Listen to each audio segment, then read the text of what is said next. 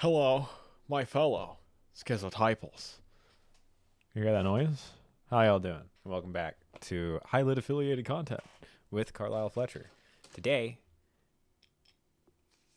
we're going back to building a capital, baby. That's what we always are doing. Gotta be building that capital. Anyways, we're cooking iron. So, we got a fuck ton of resources now. Have the filthiest inventory, or the filthiest. Well, actually, no, the inventory is clean now because we just dumped everything into the storage system. So, organization done automatically. Isn't that amazing? We have marble now. So I'm just gonna take some of that.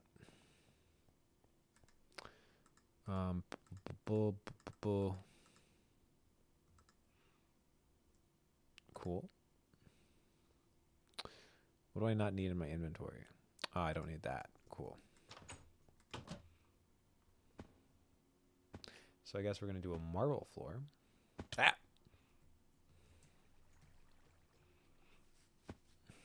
Oh, God. Oh, no. Oh, no.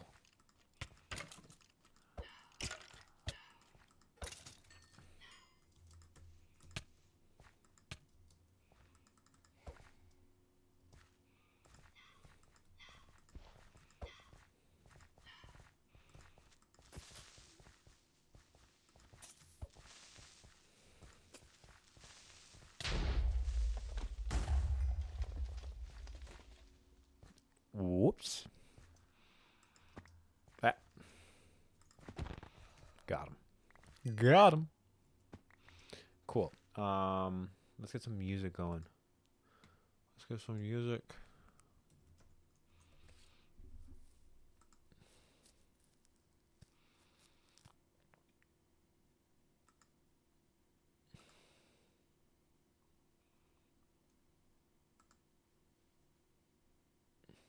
Okay, so we're gonna do Koji Tabi again, because hell yeah. Also, I have permission to use this music, so that kind of sweetens the deal. I wish it wasn't only via. We already did that one, so let's do raw memories now. Let's try to mix this live a little bit. Let's see. We'll probably let's see if it gets started up. If we could start it up, it'll come in a second.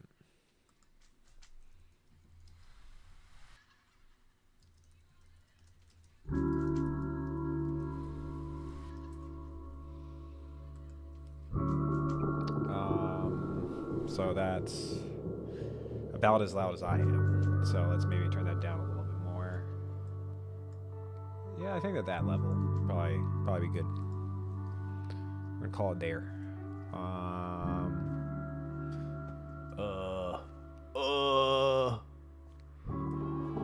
Listen, me muy inteligencio. Wait, is that too tall? Yeah, fuck it, I don't care.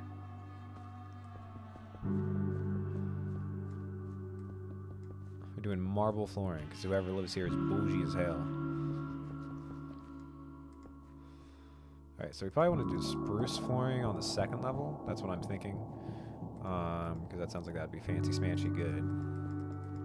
I also think that spruce, I mean, at least in the other texture pack I was working with. I guess I don't have a texture pack anymore. Shame. But yeah, I really like spruce. I should get shaders. Everybody's always talking about these fucking shaders.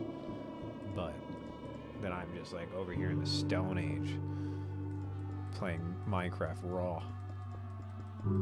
Ew, disgusting. Okay, so we got two. I think that'll work. You probably should have like more floor variety, but I'm also just kind of trying to finish this shit, so.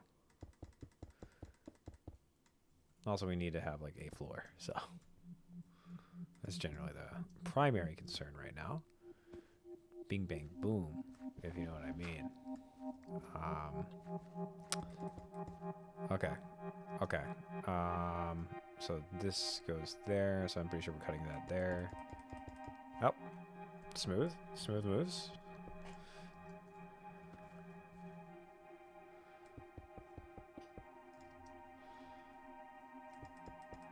I'm also gonna guess, just got a feeling that this is gonna clash really badly, but oh well. Alright, that song's a little bit louder, so we might need to bump that down again. So let's just a little bit lower. There we go.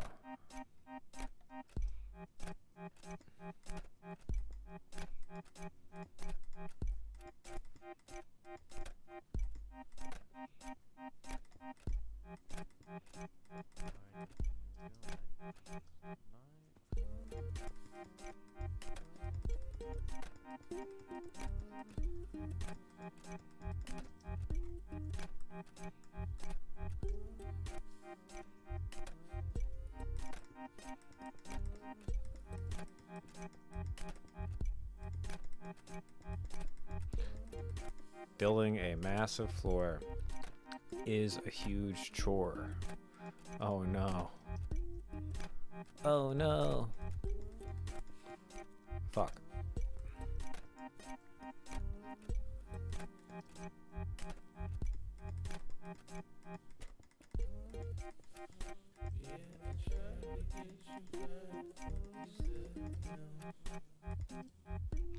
There we go.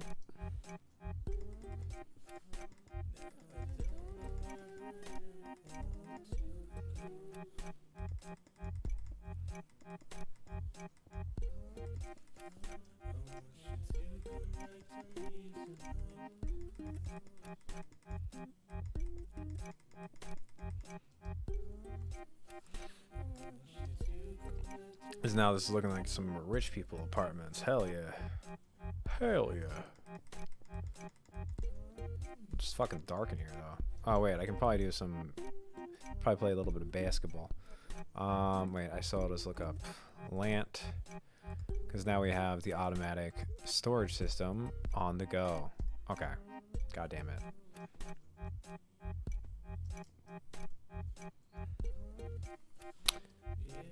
Okay, okay, okay. We'll handle that later. Right? Because can we just jump up and place there maybe? No. So it's got to be there. Okay.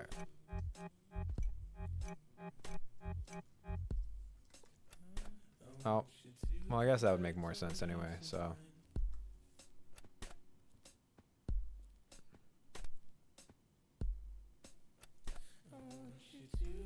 Whatever. We'll handle it later. Minecraft, the game of handling it later.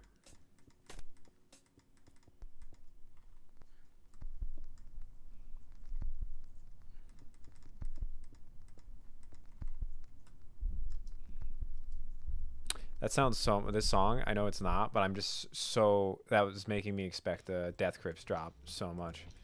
Death Grip. The Death Grips drop. I'm just no ins and out. Oh wow, we already went through all of that marble tiling? What the fuck? Okay.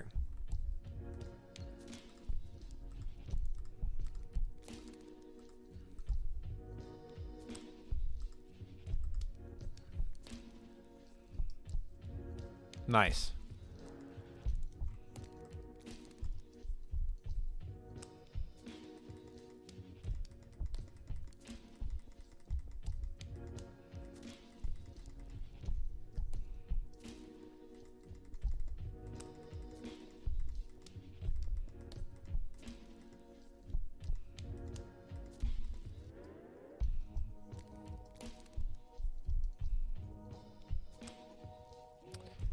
Okay, I think if we get one more, then we can close it off easy. Right, because now we can just... Nope, still need one more. Also, fuck basements. Basements are how you just get flooding. They're so bad. They're so moldy. Ugh. Trust me, as a basement kid, I never want to go back. Who else grew up under the ground? You know what I mean? That was one of the things, like, it was weird realizing growing up is that you're sleeping literally underneath the level of the earth. And it's just like, huh. Fun thing to realize.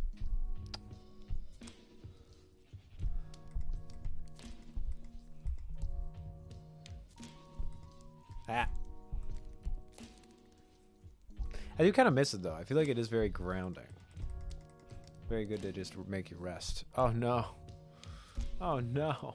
As you can see, we got 3 people playing right now. Bumping. Joyin'.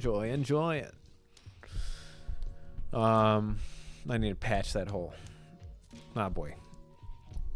Okay. So now that we have that, that's good. That's settled.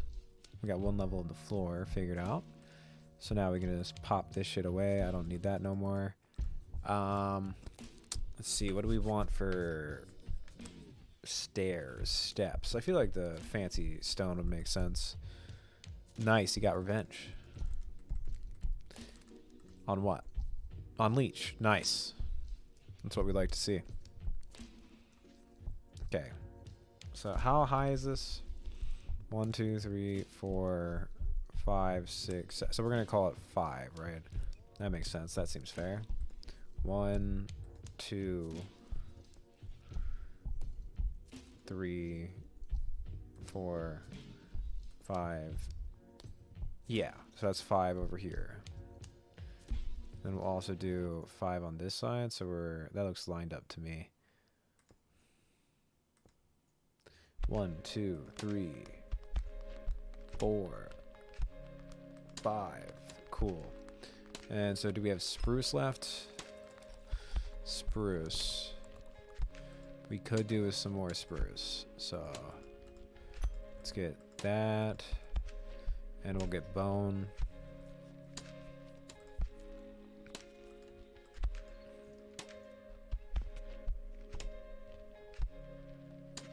Let's see if we can just get that. Get to that to go. Oh, fuck me.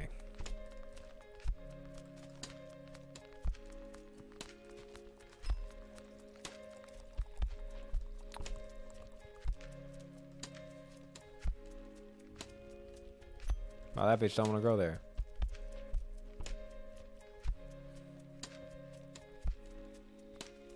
Go. Leave me alone. Nah. Listen, I just want to grow a tree. What, do you hate trees? Fucking weirdo. Not good looks. There we go.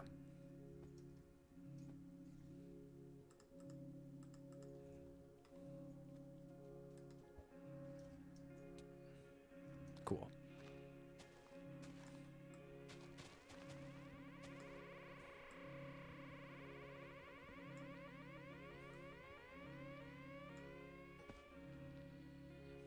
That looks like I got it all. Fuck you.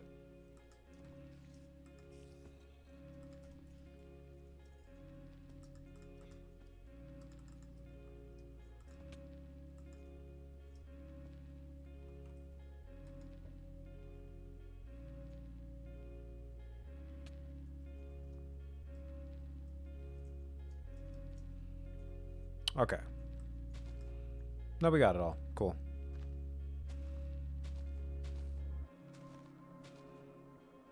Debating just like starting to stack the leaves and then just break them in a straight line down. That's one way to get saplings, I guess.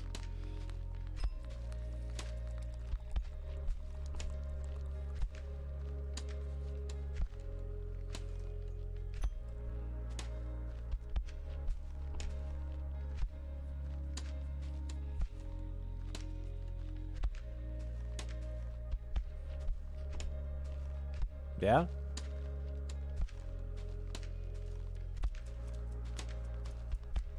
Nice.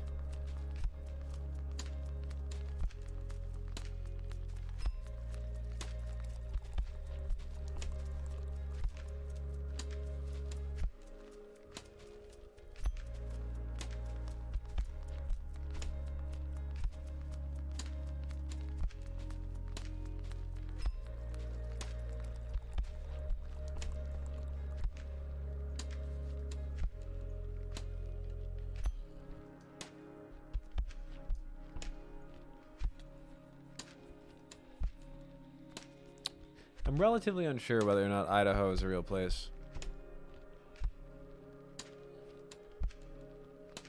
Weird thing to think about, but I was just thinking about it, so.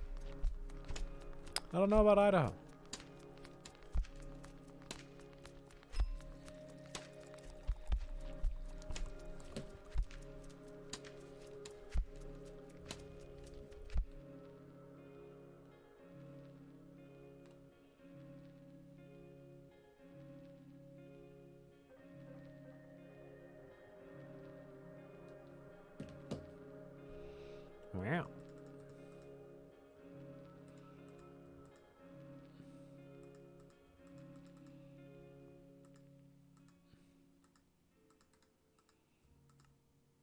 Oh, shit.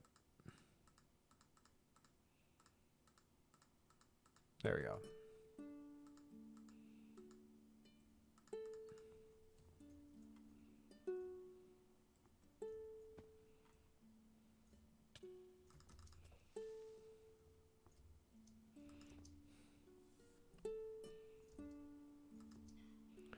We're getting too much lag to do this? Alright, just get off the marble platform, my guy. What? No? No, we like the marble platform, dude. It's fucking fancy.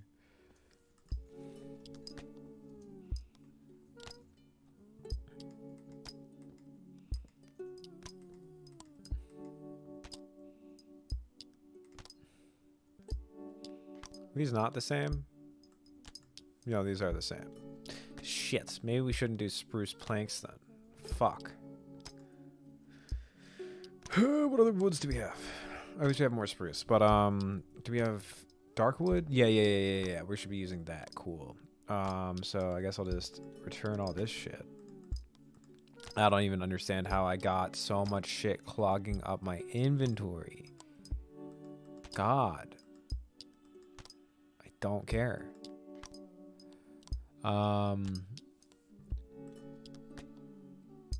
So I'll take... No, don't want that either. Could you not?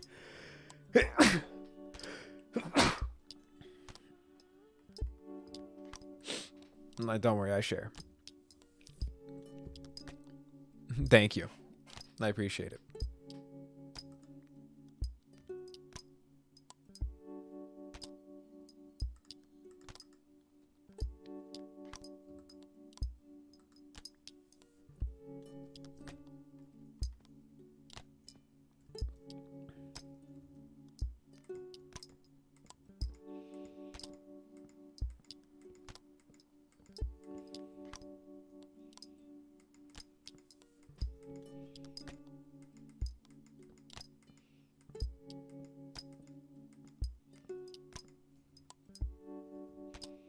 Okay, so we got that going on, then we'll do... Okay.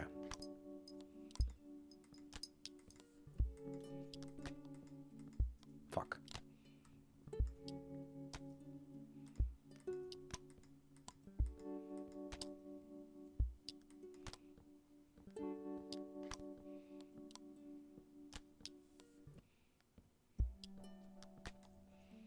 So it appears... No. It was lined up. Alright, cool. We're fine.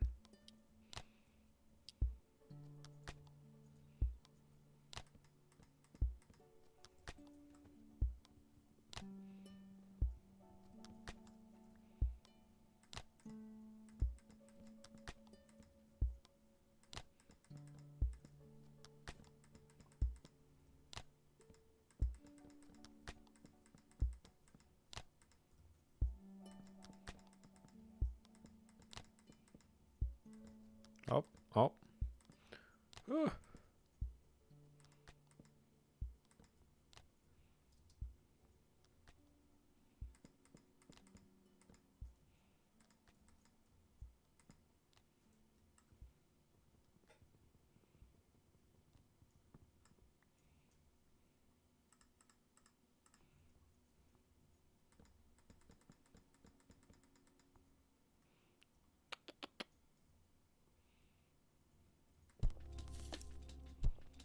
Alright, so that's where the next one goes. Pulling out that remote. Because now we need dark oak, yeah? Okay.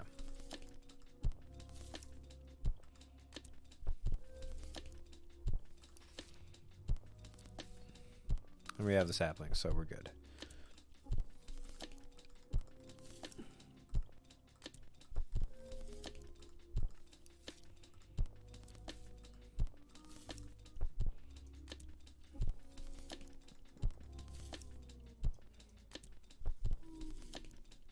Okay, so we'll put that lined up there.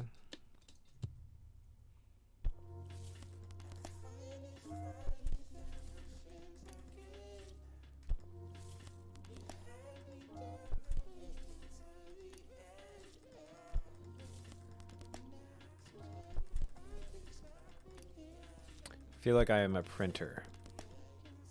That's what I am RPing right now.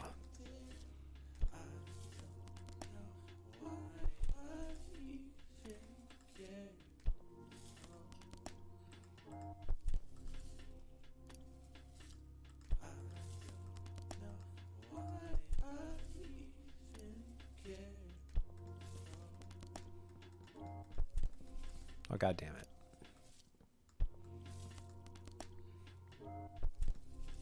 Oh, God damn it. Printer's fucking up. It's getting all cloggy. Okay.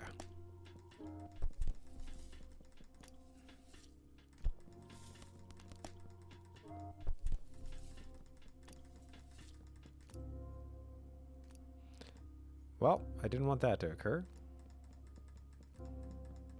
Story of my life, man. Okay.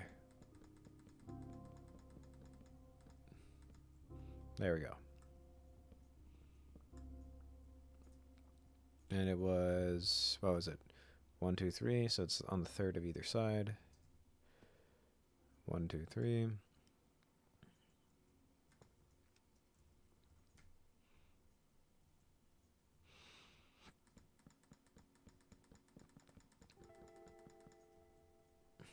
I don't know what minus 52 equals 37. I think it's 15. No, it's 36. So 52, 10, 42. Okay.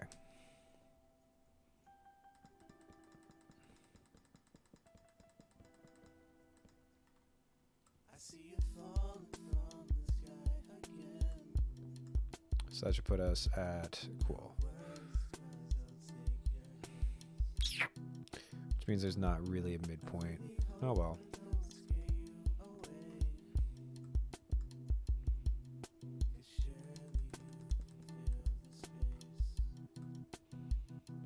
Cool.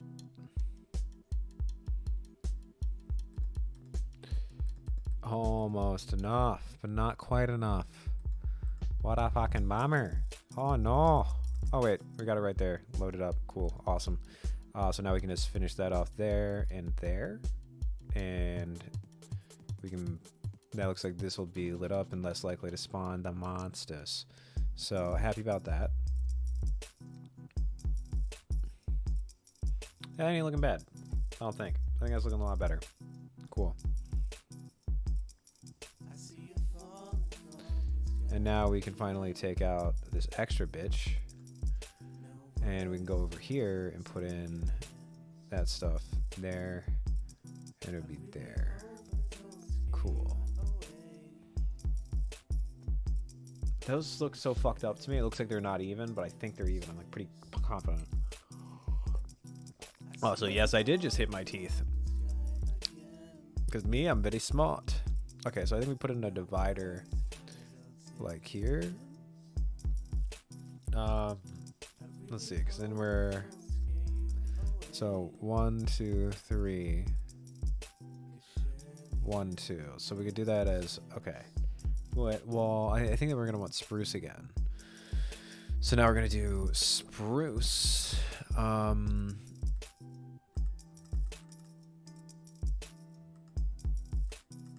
And I think what we're going to do here is we're going to have, so it's 1, 2, 3. So 1, 2, 3, and we're going to do 3, 1, 2. So we're going to do 5 that way. And now we're going to do 1, 2, 3, and then 1, 2, 3, 4, 5. And then we do like a little bit of a there. Cool.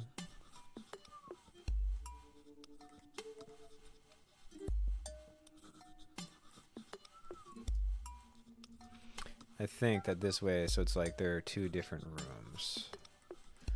Because now we're going to start trying to put in units, so this building feels more like a building and less like a just vacant space that's in the middle of fucking nowhere.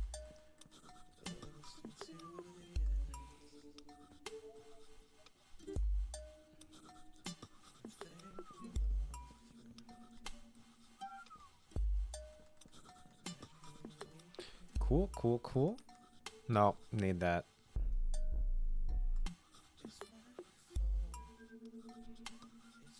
There we go.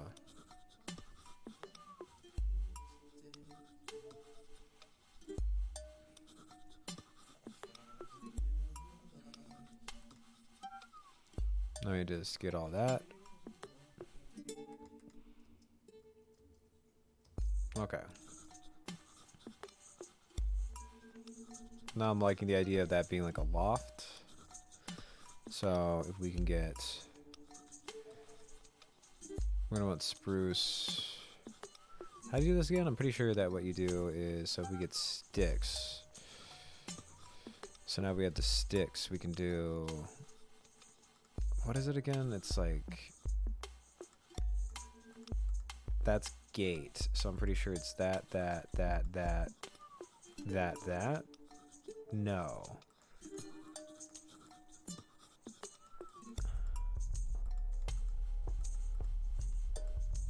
Yeah, okay. Dyslexia, a bitch.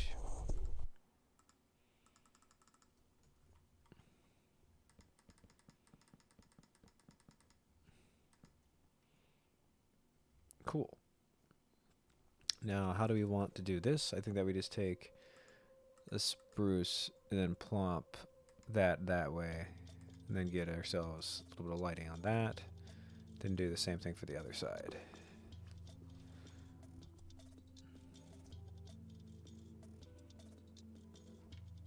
Right? Okay.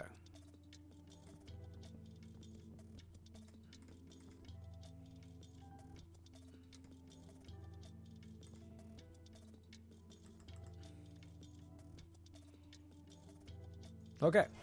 Cool. I'm feeling like this building looks a lot fucking better now. And I think that what we want to do is get a window on the ground level there under the stairs. So we can get these little peepholes in.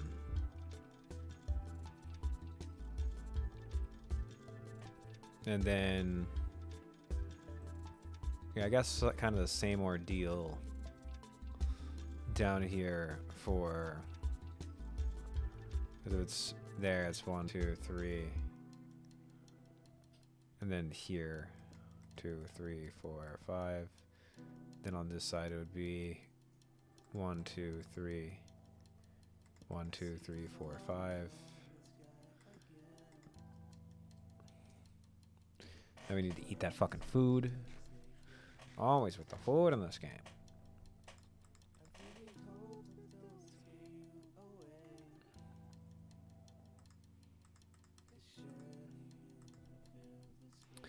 And yeah, we're gonna do spruce again.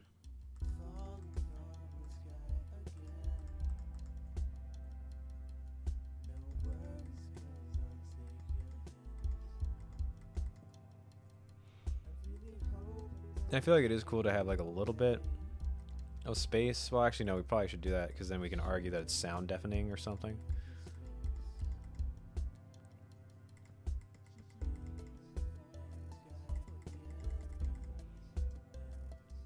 Cool. Yeah, that looks like fancy. And so 1, 2, 3, 4, 5. And I think we're gonna, oh no, oh no. I hated that. That was bad. That was very bad. I did not enjoy that. Nice, it's rainy.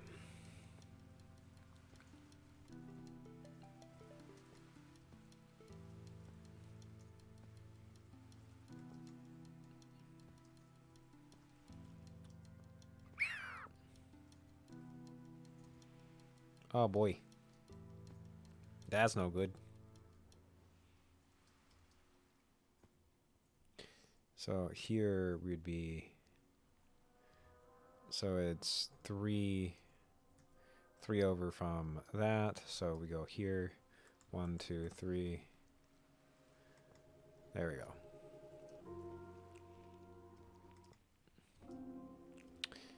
Starting to get a whole little thing.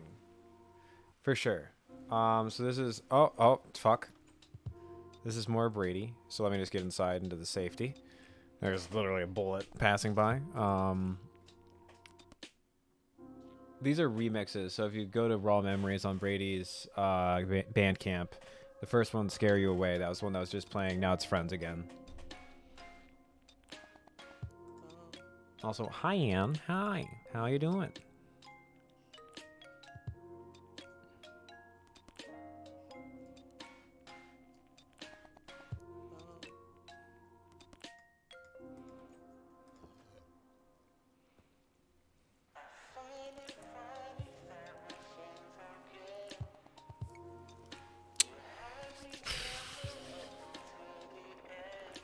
Mwah. No problem.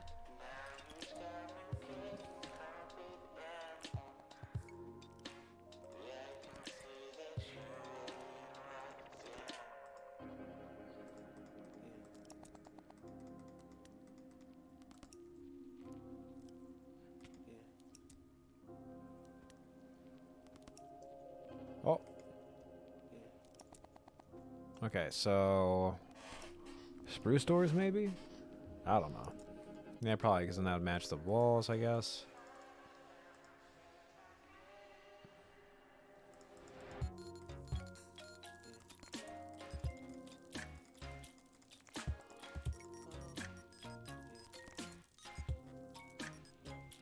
That's good. I'm glad to hear it. Currently just working on setting this up, so.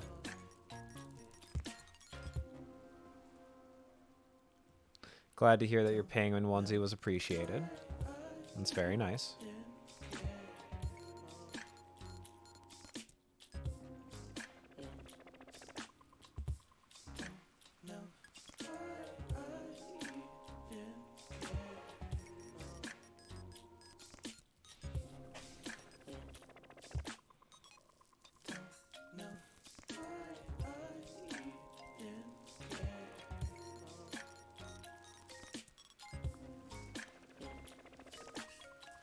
So I'm thinking that it should have, I guess, here maybe?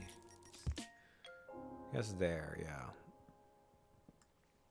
And then,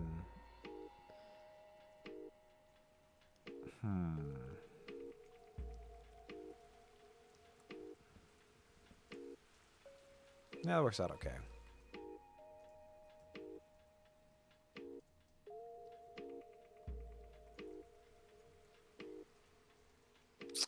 Now that makes me want to set that one back a little bit. Okay.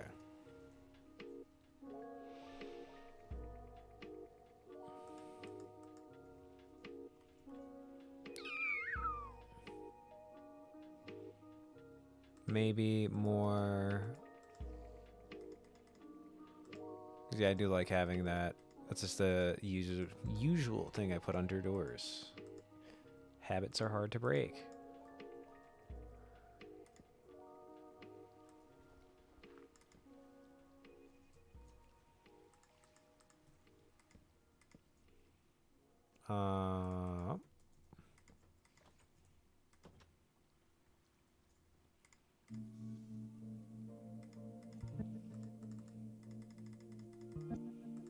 There we go.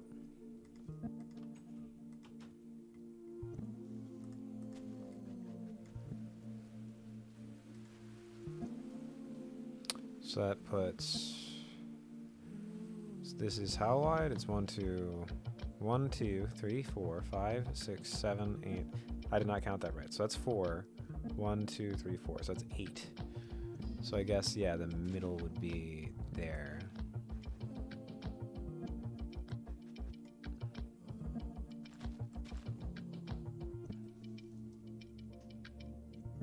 It puts 3 in between them? That's weird. I'm expecting it to do more, but that's okay.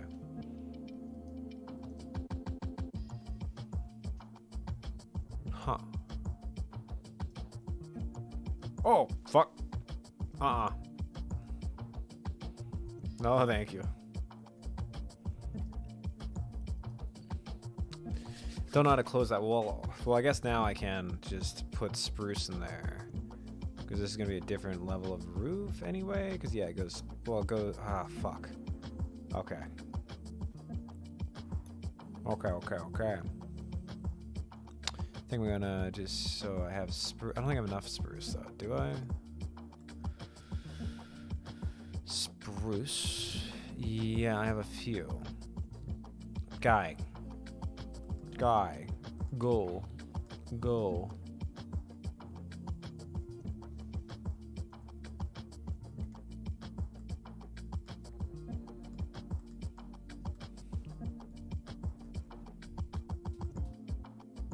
Okay.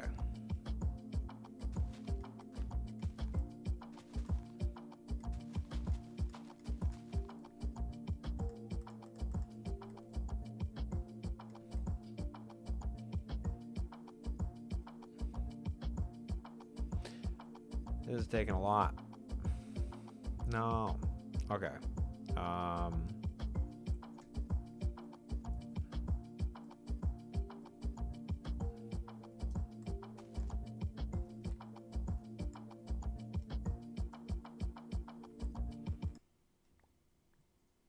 Ow. Oof. Big oof.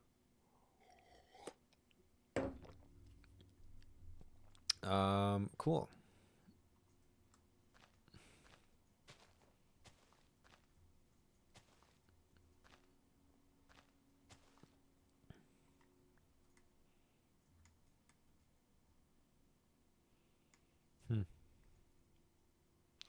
Usually I get better luck with that.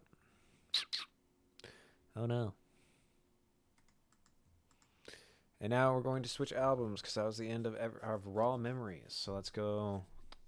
Haven't done Adventure Through Thoughts in a while, so we're just going to put that on. We're just going to spin that record.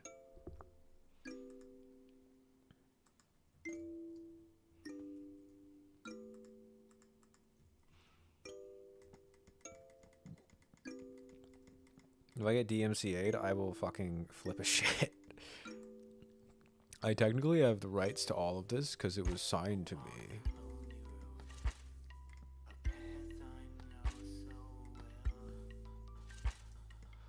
Nice.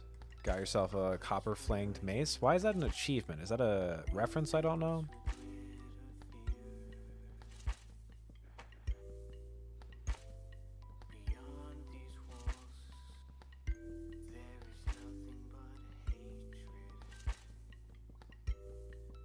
Ah.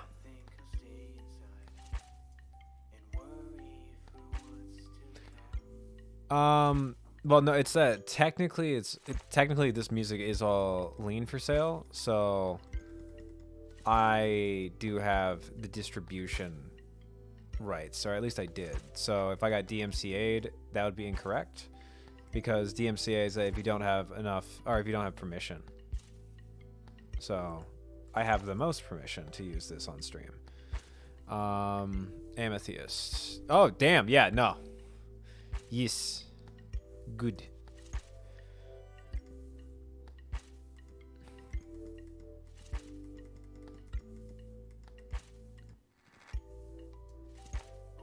Oh, God, that's so fucking dark.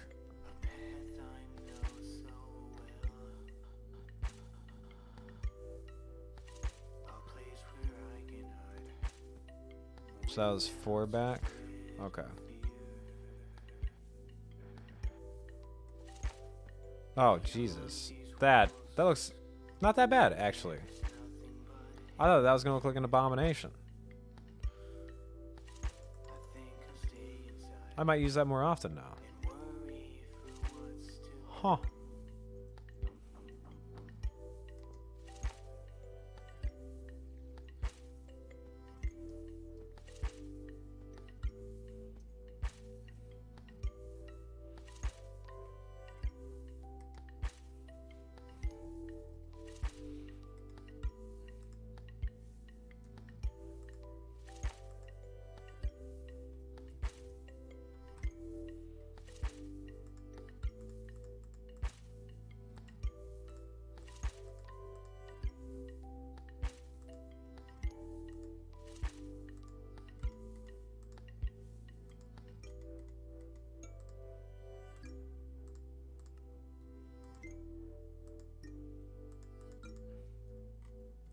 Okay, so I think we're just going to continue this chain down. Just like maybe...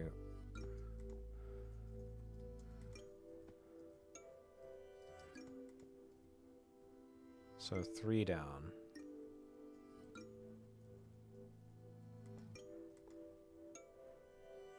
So I think that looks pretty cool. 1, 2, 3, 1, 2, 4. So that's 7. So that's 2.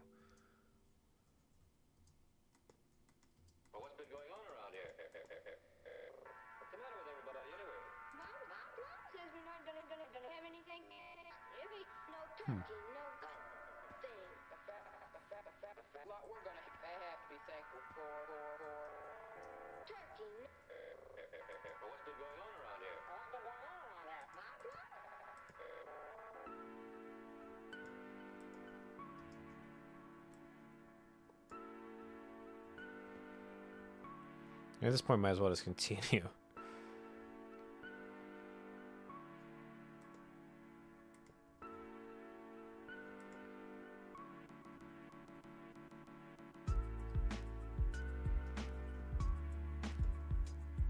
This is an aesthetic I haven't really fucked with before, so I don't know. I think it looks kind of nice.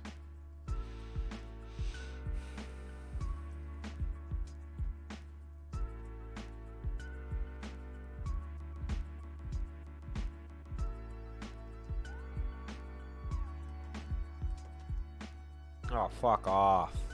Jesus.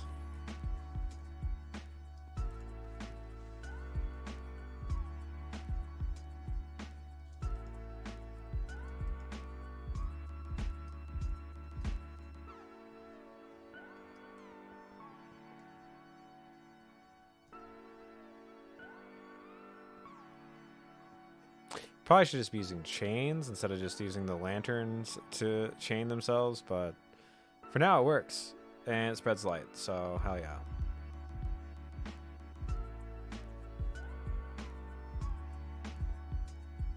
So yeah, those upper windows, or those upper units should definitely have windows. How? How did you spawn, guy?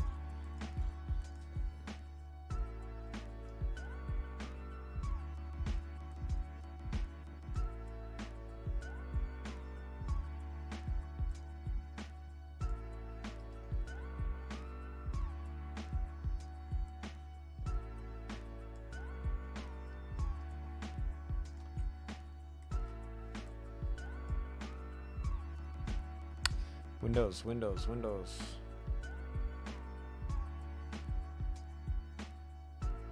It was 2, right? So it's 1, 2, and then there.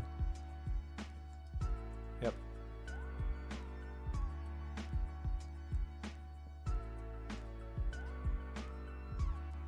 How far were those other 2 apart?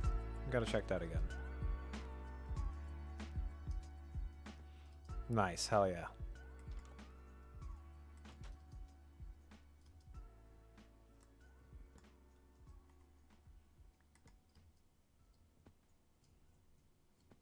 So that's 2.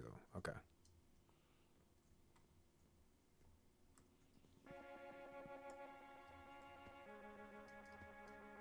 That's looking a lot better. I'm liking that, actually. That looks pretty cool.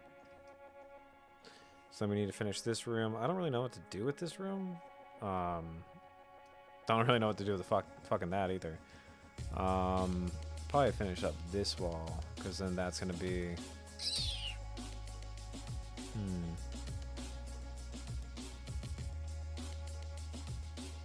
Maybe make this weird thing a unit and then split it there. So then split this into units, so then that 2 more units. Yeah.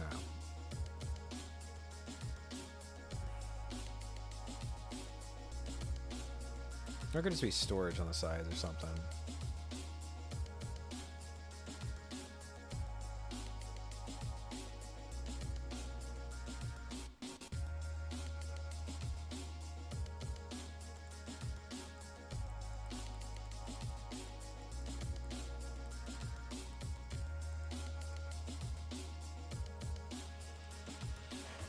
Okay, there we go. That's spruce, right? No, is that dark oak? That's dark oak. So then I don't have any dark oak on me, I don't think.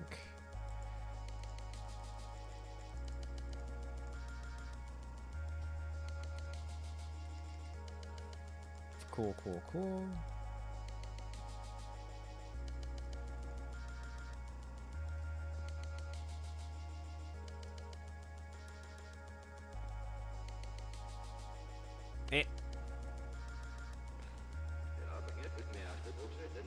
Yeah, I'll give that to you.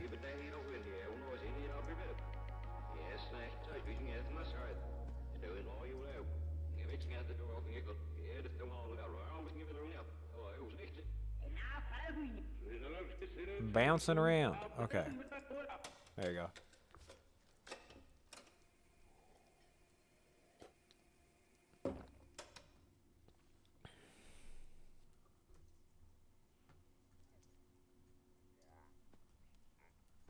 Nice.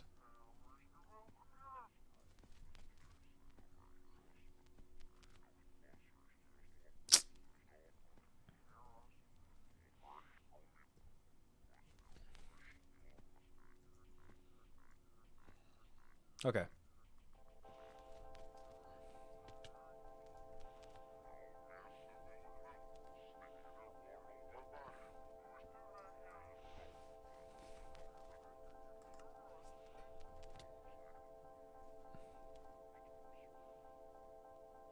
Yeah. Was that the mace? Also, come here. No.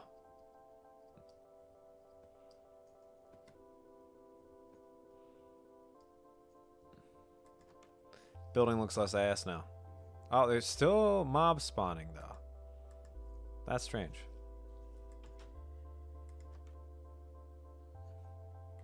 Why?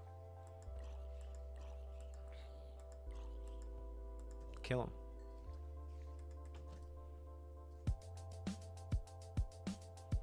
Maybe they're coming in the door. Ow. The fuck? I see you. I visibly see you. Yes.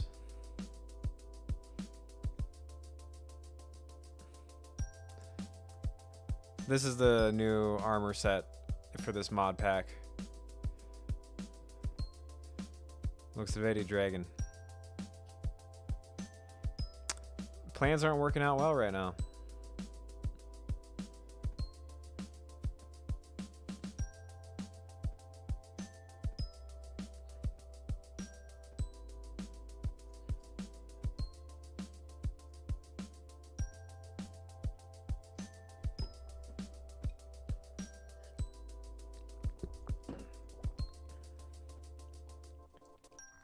Disgusting.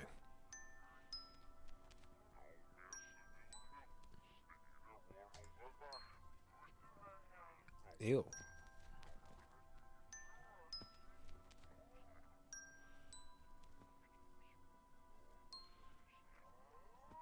Okay. Now I guess finish this. Because, yeah, I guess there is also a giant fucking hole.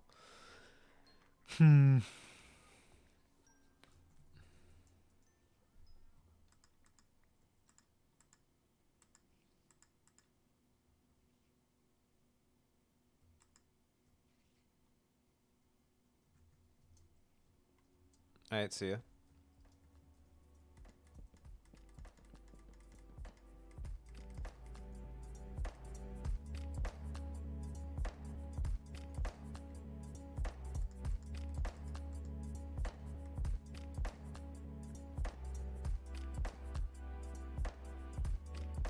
Pretty hard to narrate building, but it is at least proof that it is happening.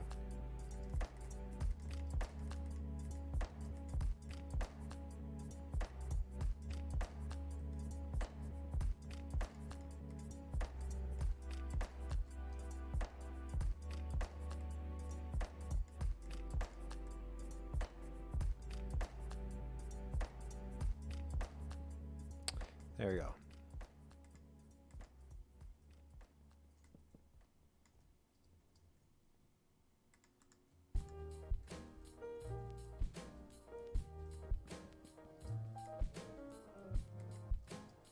I think that just gets finished off with the roof. But now that now there's basically 25% done, at least, this building. Jesus, that is such a big fucking thing. This was so much easier. Yeah.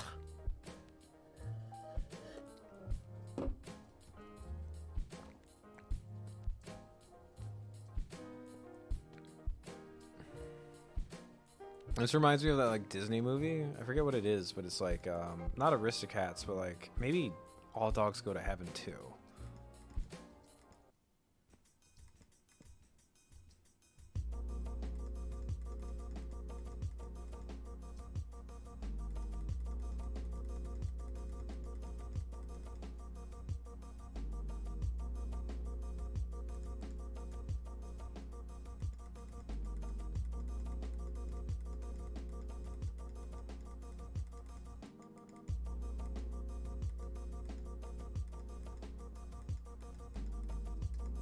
There we go.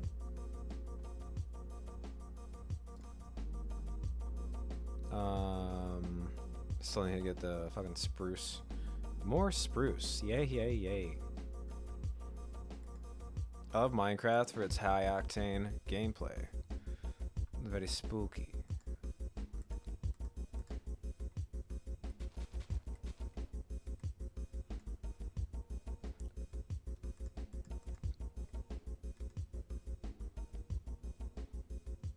Oh god, did I miss? Yep. Yep. Cool.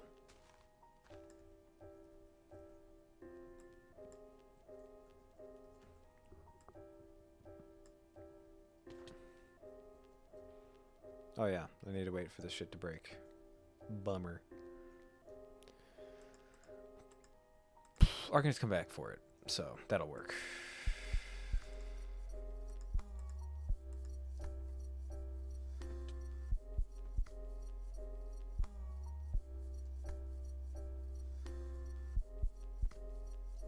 Tell you what, doing psychedelics to this music was fucking crazy. That was one of some of my favorite memories are just listening to this stuff on psychedelics and taking public transit. So.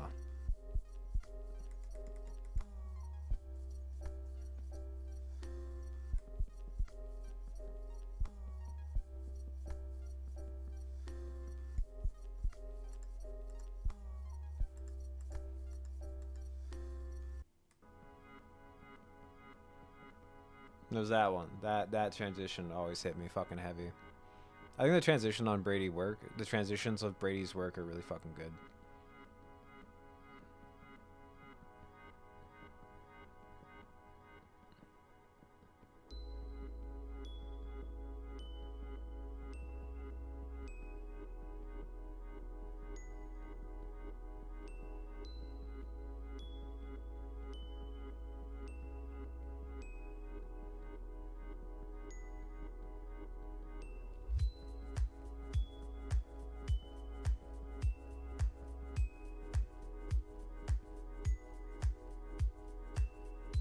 Yes. The funny thing is, when he was making this music, it was before he ever tried psychedelia, which I always thought was hilarious. Where I'm like, no, you've tripped. You've definitely done that. Like, that's how you make music like this. And he's like, no, but I'd love to. So.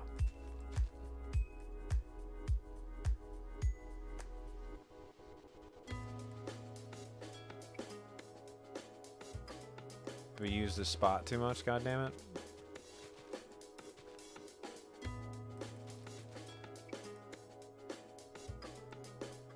There we go.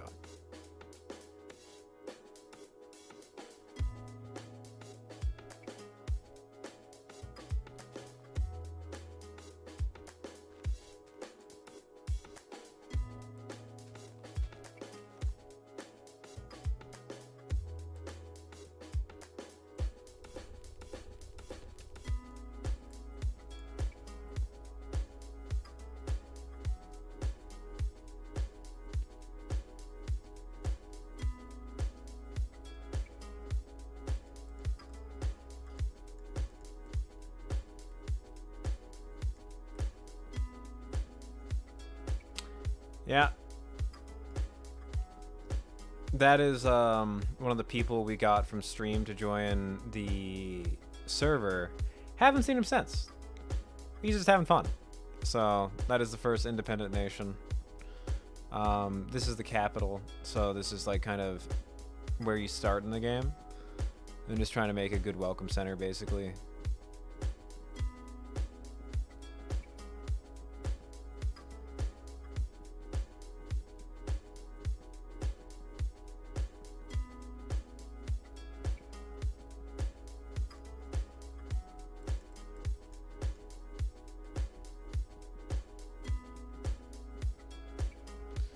Jesus.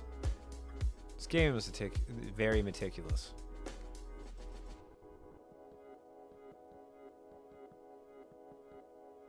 Thank you. I appreciate it. I try.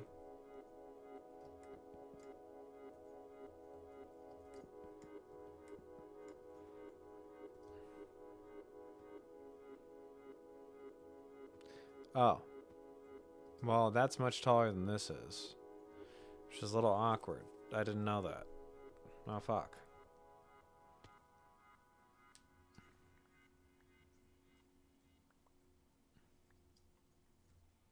Okay, okay, okay. And at least we're getting saplings. That's cool. There are some things you just can't say.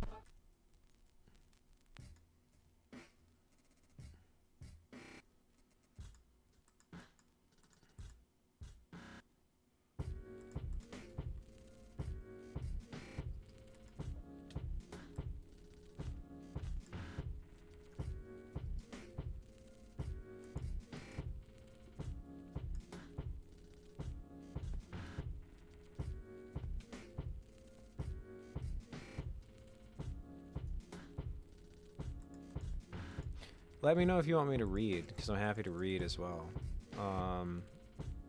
Just figured it would be good to get some of this figured out before we start inviting people over.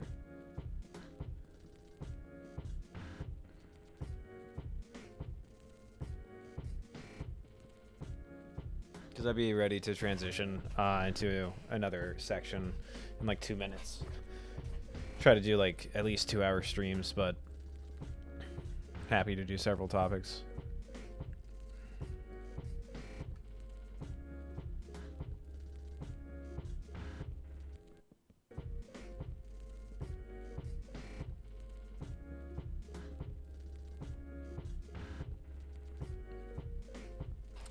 God damn, building in Minecraft. Well, I guess mega projects are fucking just tedious, but also, hey, it's a mega project.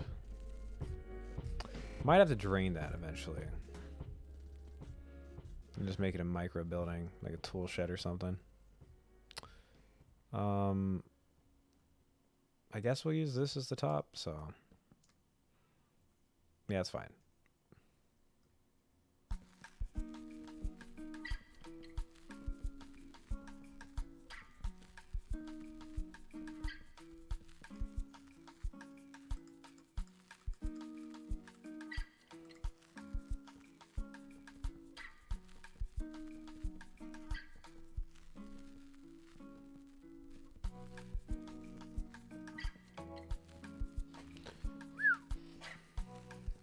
Big. I guess this is gonna be a 3-story.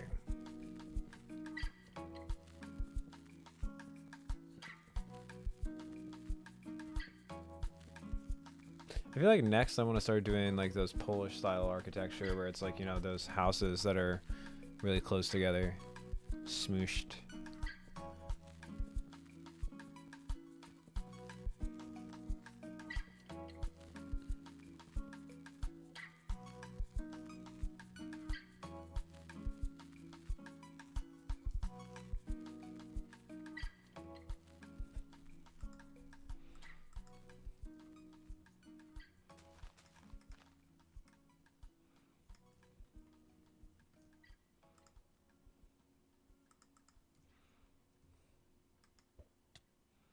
Ow.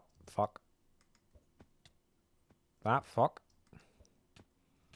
I'm bad at baseball. There we go.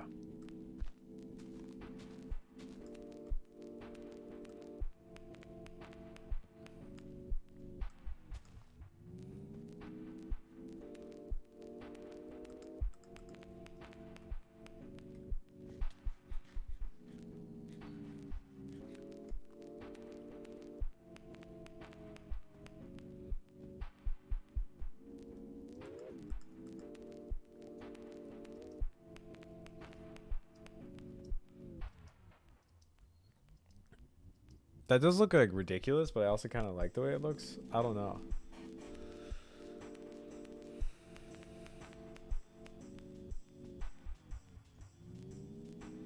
Is this roof actually finished? I'm just going to leave it on the sides like that, which I guess, yeah, so it doesn't interfere with the buildings next to it. Why are you up here?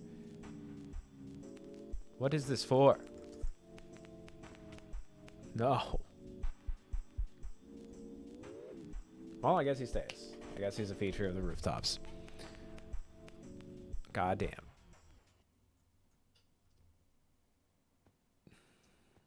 We do have a wall, which is a nice touch.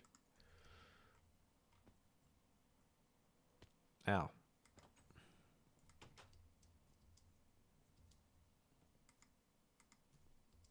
Are you sure? Are you sure I can't, or you just won't let me?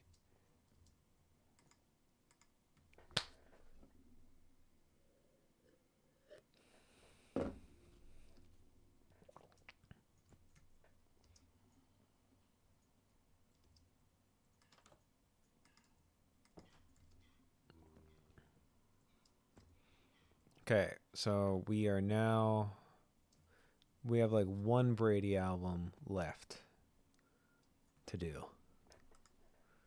I guess we're doing a Brady night. We already did 2, so I guess we'll do one more, and then after that, switch to something else.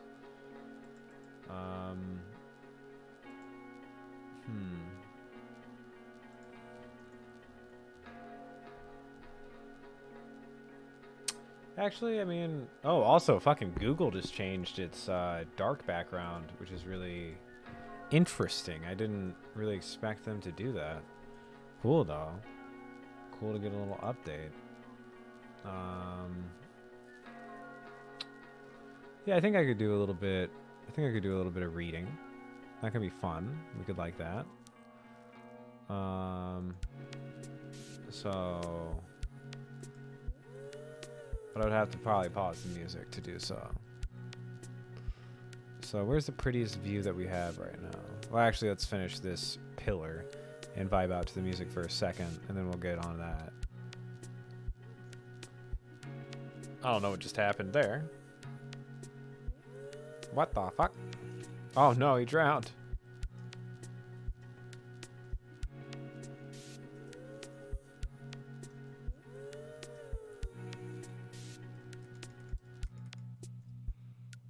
I keep getting thrown off of this shit. Is it because of you? What is this? Ah, it is. Aw, muddy. Do a little bit of drowning and leave the game? I feel you.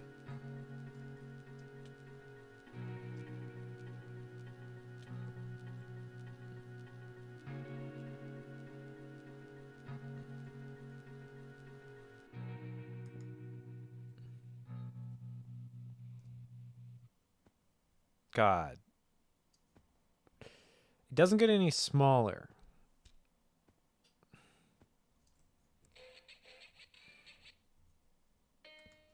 Oh shit. No. It's not the right... That wasn't the right thing.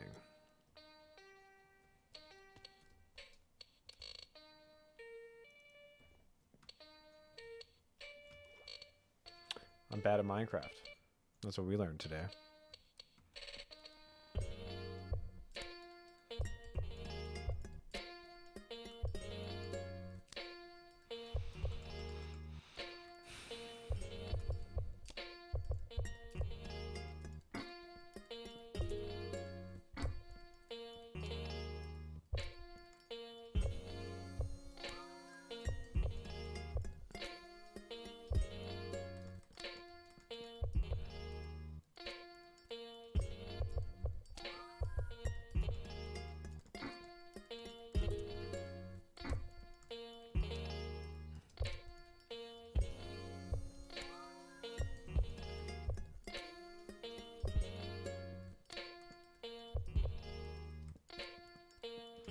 Jesus Christ, this is complicated.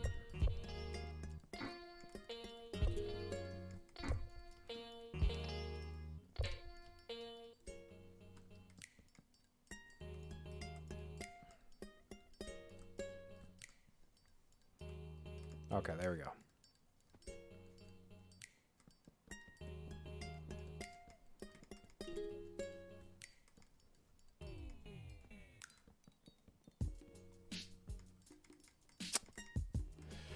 Whew. Whew.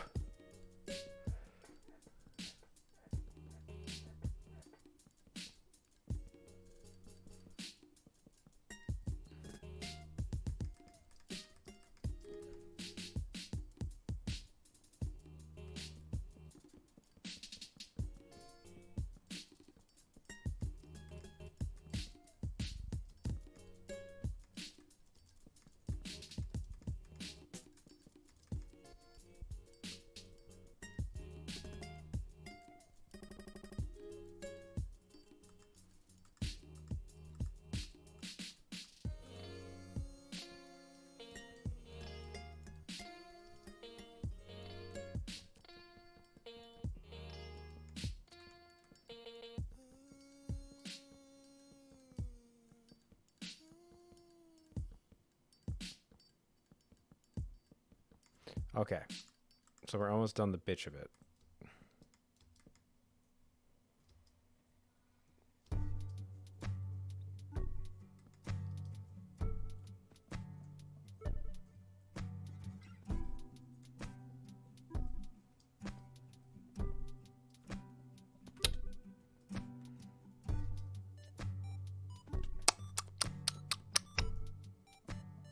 That's not going the way I want it to. There we go. Guess maybe we need more of a platform. There we go. Cool, cool, cool. Landed on that one. Smooth. Very smooth.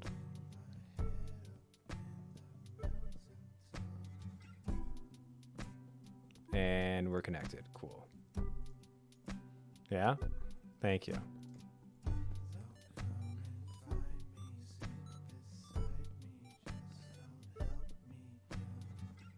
I don't know how many... There are so many noises that are just subconscious. I feel like Minecraft brings out most of them. Oh.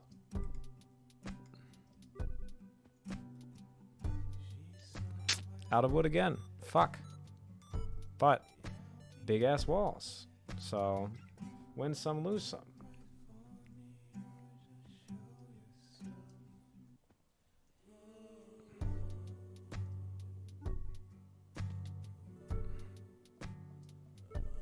Okay. Well, oh my god, what the fuck? Do you see this like shuriken looking thing? What is going on with that? That is strange. I don't really know what to make of that.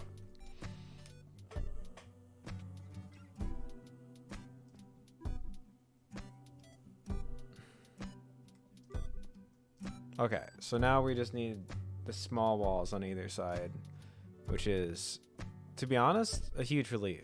Because holy shit. Oh god, I need to plant more trees.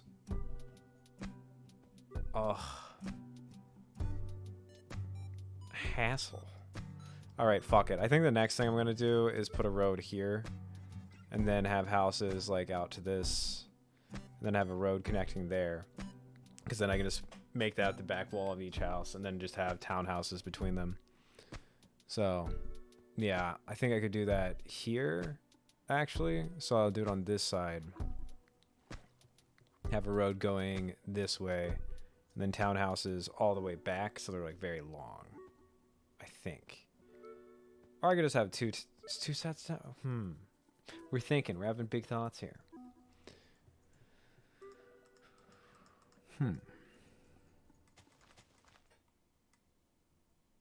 Cool. Oh god. Well, easier to get up. So that's a little victory. Oh. Oh. Please stop. Thank you.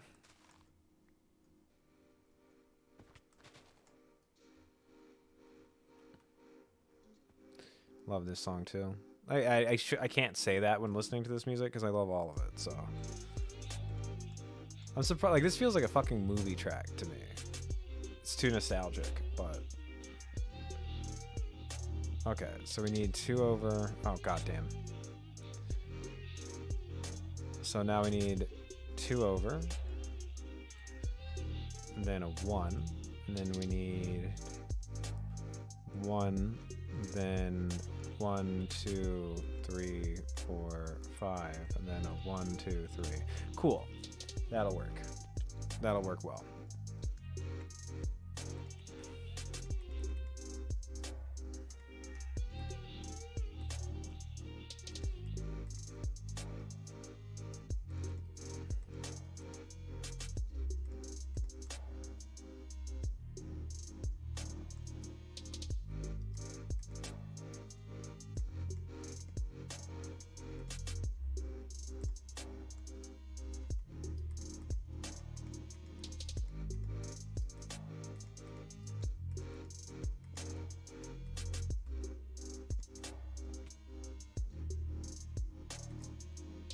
Cool. I don't think we have enough wood, do we? Yeah, we do have enough wood to finish this wall, so that means we have 2 more walls to finish. And then probably take a break and get into reading. So that's kind of my plan right now. because I'm getting a little bit sick of building, but I also want this building to get done because then I feel like it'll give the town a nice little... I feel like then it opens it up to have a better intersection. Oh, hello. Hello, hello.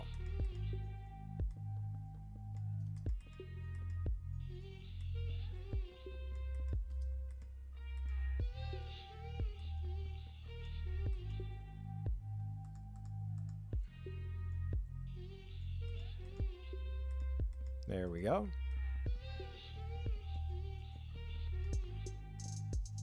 Ew. Okay. Okay.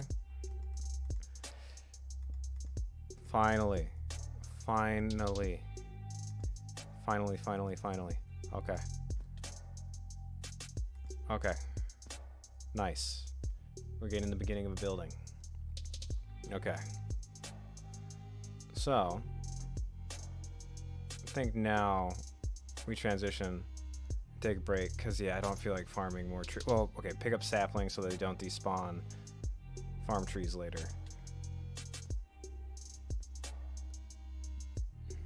There we go. I'm floating. Of course, naturally, as one does.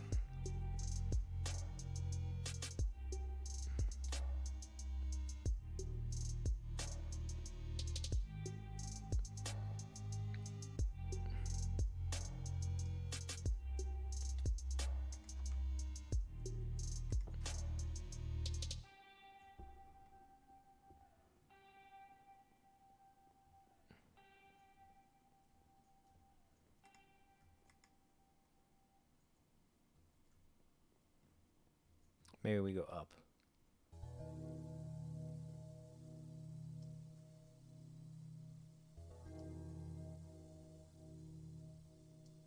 And he's back.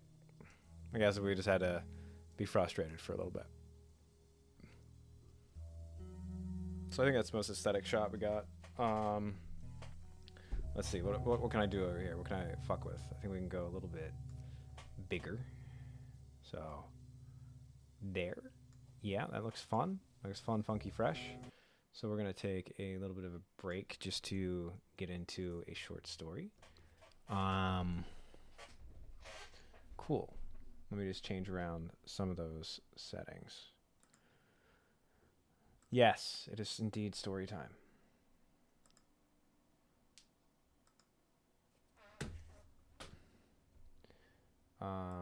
Edit info. So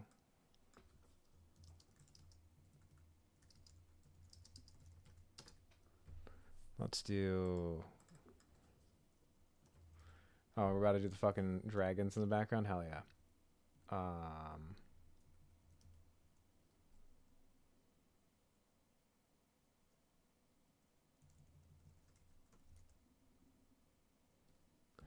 What is the...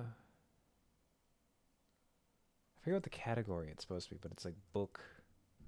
I see you in the fucking corner of my eye. We're just going to put it under books. Okay. There we go. So now we got a giant dragon. That's good. And we're going to... Let's see. How does that fit in? Okay, we can go a little bit smaller on me. I think that should work out. Yeah. Awesome. Oh, fuck off. Okay. Okay. Got to get the worst posture possible to make sure that you're ready to read. Do you want me to get that on screen? Do you want me to get the fire on screen? There you go. Nice. Oh boy.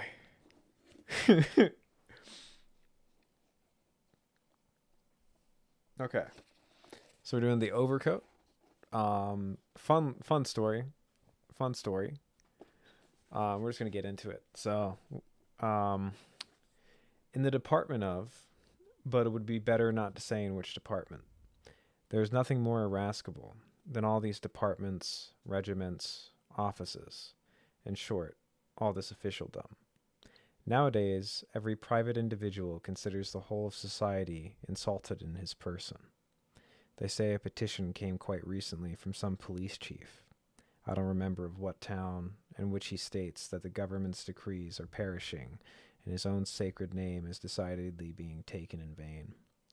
And as proof, he attached to his petition a most enormous tome of some novelistic work in which a police chief appears on every 10th page, in some places even in a totally drunken state.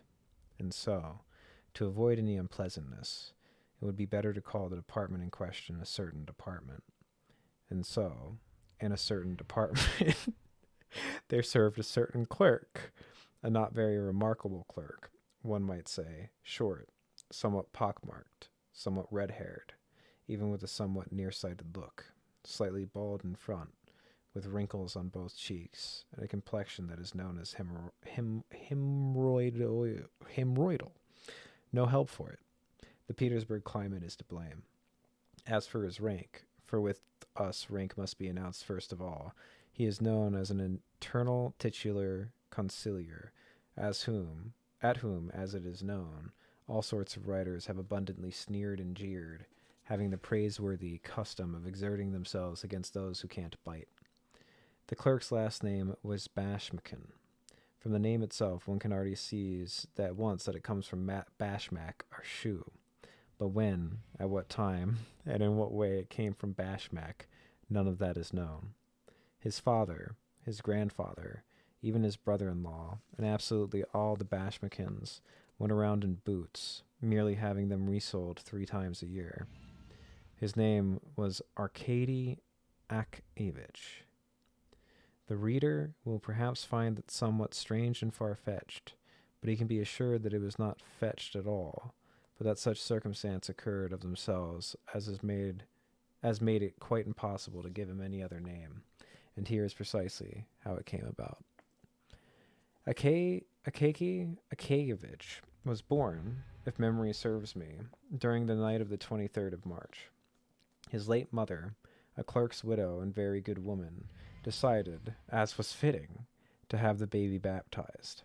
The mother was still lying in bed opposite the door, and to her right stood the godfather, a most excellent man, Ivan Ivanovich Yeroshikin, who served as a chief clerk in the Senate, and the godmother, the wife of a police officer, a woman of rare virtue, Irina Semyonovna Belobrishkova.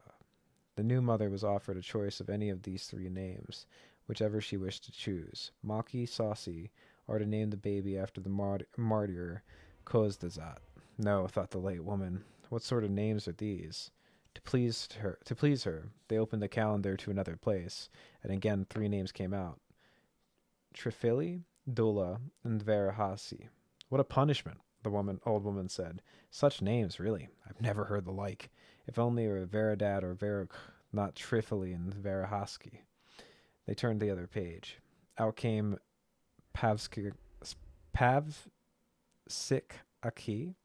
and Vatskatisi. Well, I fucking swear to God, Grim. I swear to God. Well, I see now, the old woman said. It's evidently his fate. If so, better let him be named after his father. His father was Akaki, so let the son also be Akaki. Akaki? I don't know what we're doing here, but whatever. Thus it was that Akaki Akakievich came about. I also think it's the funniest way to put it, so I am doing that as it is a comedy. As the child was being baptized, he cried and made such a face as if he anticipated that he would be titular conciliar. And so, that is how it all came about. We have told it so that the reader could see for himself that it happened entirely from necessity, and that to give him any other name was quite impossible. When and at what time he entered the department, and who appointed him, no one could recall. However, many directors and other superiors came and went, and he was always to be seen in one and the same place, in the same position. You're abusing your rights here. You're abusing your rights here.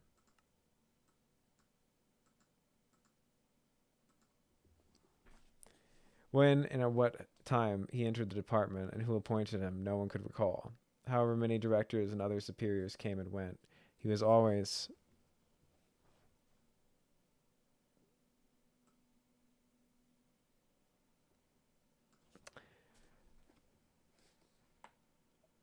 He was always to be seen in one and the same place, in the same position, in the same capacity, as the same copying clerk, so that after a while they became convinced that he must simply have been born into the world ready-made, in a uniform and with a balding head. In the department he was shown no respect at all. The caretakers not only did not rise from their places when he passed, but he did not even look at him, as if a mere fly had flown through the reception room. His superiors treated him somehow with cold despotism. Some chief clerk's assistant simply shoved papers under his nose, without even saying copy them, or here's a nice interesting little case, or something pleasant, as is customary in well-bred offices. And he took them, looking only at the papers, without regarding the one who put them there, or whether he had the right to do so. He took them and immediately settled down to copying them. The young clerks poked fun at him and cracked jokes, to the extent that the office wit allowed, told right in front of him various stories they had made up about him, about his landlady, a 71-year-old crone, saying that she beat him, asking when their wedding was to be, dumping torn-up paper over his head and calling it snow. But not one word of response came from Akakievich, as if no one was there, and made not a single error in his copy. Only when the joke was really unbearable, when they jostled his arm, interfering with what he was doing, would he say, "Let me be. Why do you offend me?" And there was something strange in the words and in the voice in which they were uttered. Something sounded in it so conducive to pity that one recently appointed young man who, following the example of others, had first allowed himself to make fun of him, suddenly stopped as if transfixed, and from then on everything seemed changed before him and acquired a different look. Some unnatural power pushed him away from his comrades, whose acquaintance he had made thinking of them decent, well-mannered men. And long afterwards, in moments of greater merriment, there would rise before him the figure of the little clerk, with the balding brow, uttering his penetrating words, "Let me be. Why do you offend me?" And in these penetrating words rang other words, "I am your brother." And the poor young man would bury his face in his hands, and many a time in his life he shuddered to see how much inhumanity there is in man, how much savage coarseness is concealed in refined, cultivated manners, and God, even in a man the world regards as noble and honorable. I mean, hey, if you want the fucking dragon head back, we can get the dragon head back. Oh, it's sleeping on me now. Okay. What? No? Okay. Okay. Okay. There's the dragon head.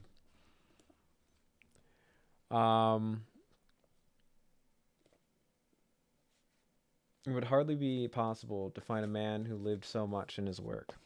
It is not enough to say he served zealously. No, he served with love. There in that copying, he saw some varied and pleasant world of his own. Delight showed in his face. Certain letters were his favorite, and when he came to one of them, he was beside himself. He chuckled and winked and helped out with his lips, so that it seemed one could read on his face every letter his pen traced. If his zeal had been rewarded correspondingly, he might, to his own amazement, have gone as far as state conciliar. Yet his reward, as witty comrades put it, was a feather in his hat with hemorrhoids where he sat. However, it was impossible to say he went entirely unnoticed. One director, being a kindly man and wishing to reward him for long service, ordered that he be given something more important than the usual copying. Namely, he was told to change an already existing document into a letter to another institution. The matter consisted merely in changing the heading and changing some verbs from first to third person. This was such a task for him that all he got in a sweat, rubbed his forehead, and finally said, "No, better let me copy something." After that, he was left copying forever. Outside this copying, nothing seemed to exist for him. He gave no thought to his clothes at all. His uniform was not green, but of some merely orange. The collar he wore was narrow, low, so that though his neck was not long, it looked extraordinarily long protruding from this collar, as with those head-wagging plaster kittens that foreigners peddlers carry about by the dozens on their heads. And there was always something stuck to his uniform, a wisp of straw or a bit of thread. Moreover, he had a special knack, as he walked in the street, of getting under a window at the precise moment when some trash was being thrown out of it, and as a result, he was eternally carrying around melon or watermelon rinds and other such rubbish on his hat. Not once in his life did he ever pay attention to what is going on or happening every day in the street, as which is known, his young fellow clerk always looks at, his pert gaze so keen that he even notices when someone on the other side of the street has the footsteps of his trousers come undone, which always provokes a sly smile on his face.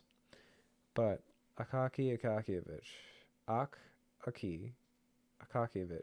even when he has looked at something, saw in everything his own neat lines, written in an even hand, and only when a horse's muzzle, coming out of nowhere, placed itself on his shoulder and blew real wind from its nostril onto his cheek, only then would he notice that he's not in the middle of a line, but rather in the middle of the street. Coming home, he would sit down straight away at the table, hastily slurp up his cabbage soup, and eat a piece of beef with onions without ever noticing their taste, and he would eat it all with flies and whatever else God sent him at the time. Noticing that his stomach was full, he'd get up from the table, take out a bottle of ink, and copy documents he had brought home. If there ever chanced to be none, he made copies especially for his own pleasure, particularly if the document was distinguished not by the beauty of its style, but by being addressed to some new or important person. Even in those hours when the gray Petersburg sky fades completely and all clerical folk have eaten their fill and finished dinner, each as he could, according to his salary and personal fancy, when all have rested after the department scratching of pins, the rushing about seeing to their own and other people's needful occupations, and all that irrepressible man heaps voluntarily on himself, even more than is necessary, when clerks hasten to give the remaining time to pleasure, the more ambitious rushing to the theater, another going out to devote it gazing at silly hats, another to a party, to spend it paying compliments to some pretty girl, the star of a small clerical circle, still another, and this happens most often, simply going to his own kind, in some fourth or third floor, 2 small rooms with a front hall and a kitchen, with some claim to fashion, a lamp or other object that costs great sacrifices, the giving up of dinners, outings, and in short, even at that time when all clerks disperse to their friends' small apartments to play cutthroat whist, sipping tea from glasses with 1 kopeck rusk, puffing smoke through the long chibouks, repeating while the cards are dealt some gossip blown over from high society, something a Russian man can never give up under any circumstances, or even, when there is nothing to talk about, retelling the eternal joke about the commandant who brought word that the house of Falconet's monument had its tail docked. In short, even when everything strives for diversion, Akakievich did not give himself up to any diversion. No one could say he had ever been seen at any party. When he had written his fill, he would go to bed, smiling beforehand at the thought of the next day. What would God send him to copy tomorrow? So flowed the peaceful life of this man, who, with a salary of 400, was able to content himself with his lot, so it might have flown on into extreme old age, had it not been for the various calamities strewn along the path of life, not only of titular, but even of privy, actual court, and the other conciliars, even of those who neither gave counsel nor took any themselves. There exists in Petersburg a powerful enemy of all who earn a salary of 400 rubles or thereabouts. This enemy is none other than our northern frost, though, incidentally, people say it is very healthful. Towards 9 o'clock in the morning, precisely the hour when the streets are covered with people going to their offices, it starts dealing such strong and sharp flicks to all noses indiscriminately that the poor clerks decidedly do not know where to put them. At that time, when even those who occupy high positions have an ache in their foreheads from the cold and tears come to their eyes, poor titular conciliars are sometimes defenseless. The whole of salvation consists in running as quickly as possible, and your skimpy overcoat, across 5 or 6 streets, and then standing in the porter's lodge, stamping your feet good and hard, thereby thawing out your job-performing gifts and abilities, which had become frozen on the way. Akakievich had for a certain time begun to feel that he is somehow getting it, especially in the back and shoulder, though he tried to run across his allotted space as quickly as possible. He thought, finally, thought finally that the sin might perhaps lie with his overcoat. Examining it well at home, he discovered that in 2 or 3 places, namely on the back and shoulders, it had become just like burlap. The broadcloth was so worn out that it was threadbare, and the lining had fallen into pieces. It should be known that Akaki Akakiyevich's overcoat also served as an object of mockery for the clerks. They even deprived it of the noble name of overcoat and called it a housecoat. Indeed, it was somehow strangely constituted. Its collar diminished more and more each year, for it went to mend other parts. The mending did not testify to any skill in the tailor, and the results were in fact crude and unsightly. Seeing what the situation was, Akaki Akakiyevich decided that the overcoat had to be taken to Petrovich the tailor, who lived somewhere on the 4th floor, up a back entrance, and who, in spite of his blind eye and the pockmarks all over his face, performed the mending of clerky and all other trousers and trail coats quite successfully. To be sure, when he was sober and not entertaining other projects in his head. Of this tailor, of course, not much should be said, but since there exists a rule that the character of every person in a story be well delineated, there is no help for us. Let us have Petrovich here as well. In the beginning he was simply called Grigori, and was some squire's serf. He began to be called Petrovich when he was freed and started drinking rather heavily on feast days, first on great feast, and then on all church feasts indiscriminately, wherever a little cross appeared, or on the calendar. In this respect he was true to the custom of his forebears, and in arguing with his wife used to call her a worldly woman and a German.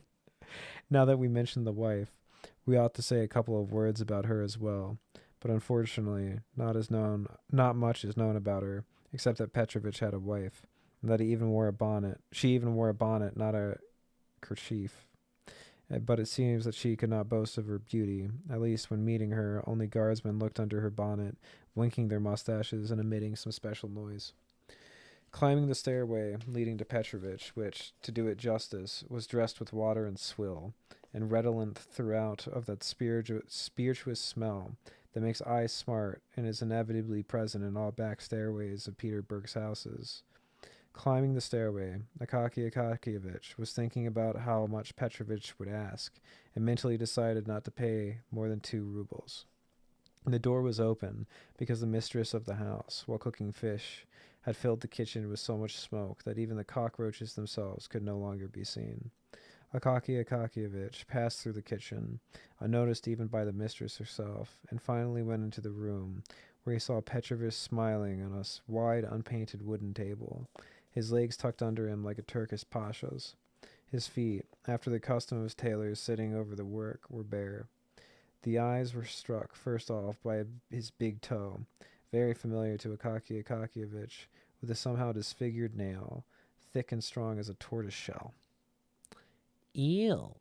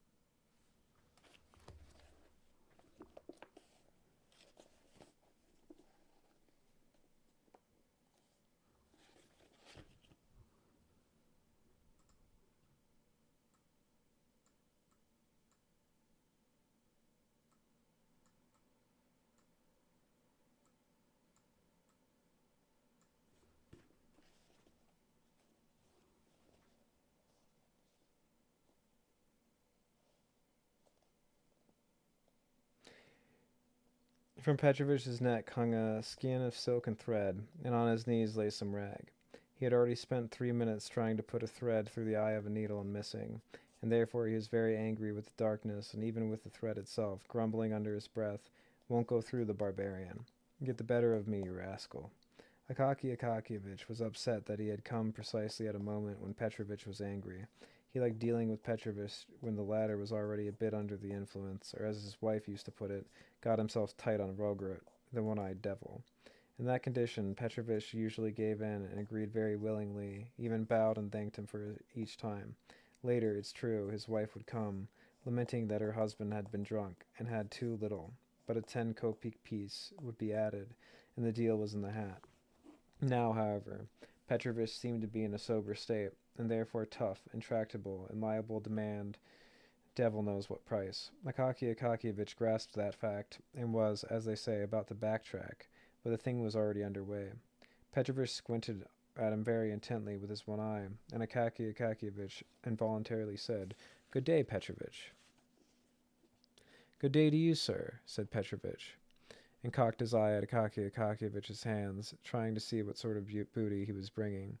"I've come to you, Petrovich, sort of." It should be known that Akaky Akakiyevich expressed himself mostly with prepositions, adverbs, and finally such particles as decidedly have no meaning. If the matter was very difficult, he even had the habit of not finishing the phrase at all, so that very often he would begin his speech with the words, "That really is altogether sort of," after which he would come nothing, and he himself wouldn't forget it, thinking everything had been said. "What's this?" said Petrovich, at the same time giving his uniform a thorough inspection with his one eye, beginning of which the collar, then the sleeve, back, skirts, and buttonholes, all of which was quite familiar to him, since it was his own handiwork. Such is the custom among tailors. It's the first thing they do when they meet someone. "And I've come, Petrovich, sort of. This overcoat, the broadcloth, you see. In all other places it's quite strong. It's got a bit dusty, and so it seems as if it's old. But it's new. Only in one place it's a bit, sort of, on the back. And here on this one shoulder it's a bit worn. And on this shoulder a little bit, you see. That's all. Not much work." Petrovich took the house coat, laid it on the table first, examined it for a long time, shook his head, and reached his hand out to the window sill to get his round snuff box with the portrait of some general on it, which one is not known, because the place where the face had been poked through by a finger, and then pasted over with a rectangular piece of paper. Having taken a pinch, Petrovich stretched the housecoat on his hands, and examined it against the light, and again shook his head. Then he turned it inside out, and shook his head once more opened the lid with the generals pasted over it with paper, and having finally filled his nose with snuff, closed the box, put it away, and finally said, "No, impossible to fix. Bad wardrobe." At these words, Akaky Akakiyevich's heart missed a beat. "Why impossible, Petrovich?" he said almost in a child's pleading voice. "It's only a bit worn on the shoulders. Surely you have some little scraps." "Little scraps might be found. We might find some little scraps," said Petrovich, "but it's impossible to sew them on. The stuff's quite rotten. Touch it with a needle and it falls apart. Falls apart and you patch it over. But there's nothing to put a patch on. Nothing for it to hold to. And it's worn out. They pass it off as a broadcloth, but the wind blows and it flies to pieces. Well, you can make it hold. Otherwise, really, it's sort of..." "No," Petrovich said resolutely. "It's impossible to do anything. The stuff's no good. You better make yourself foot cloths out of it when the winter cold comes, because socks don't keep you warm. It's Germans invented them so as to make more money for themselves."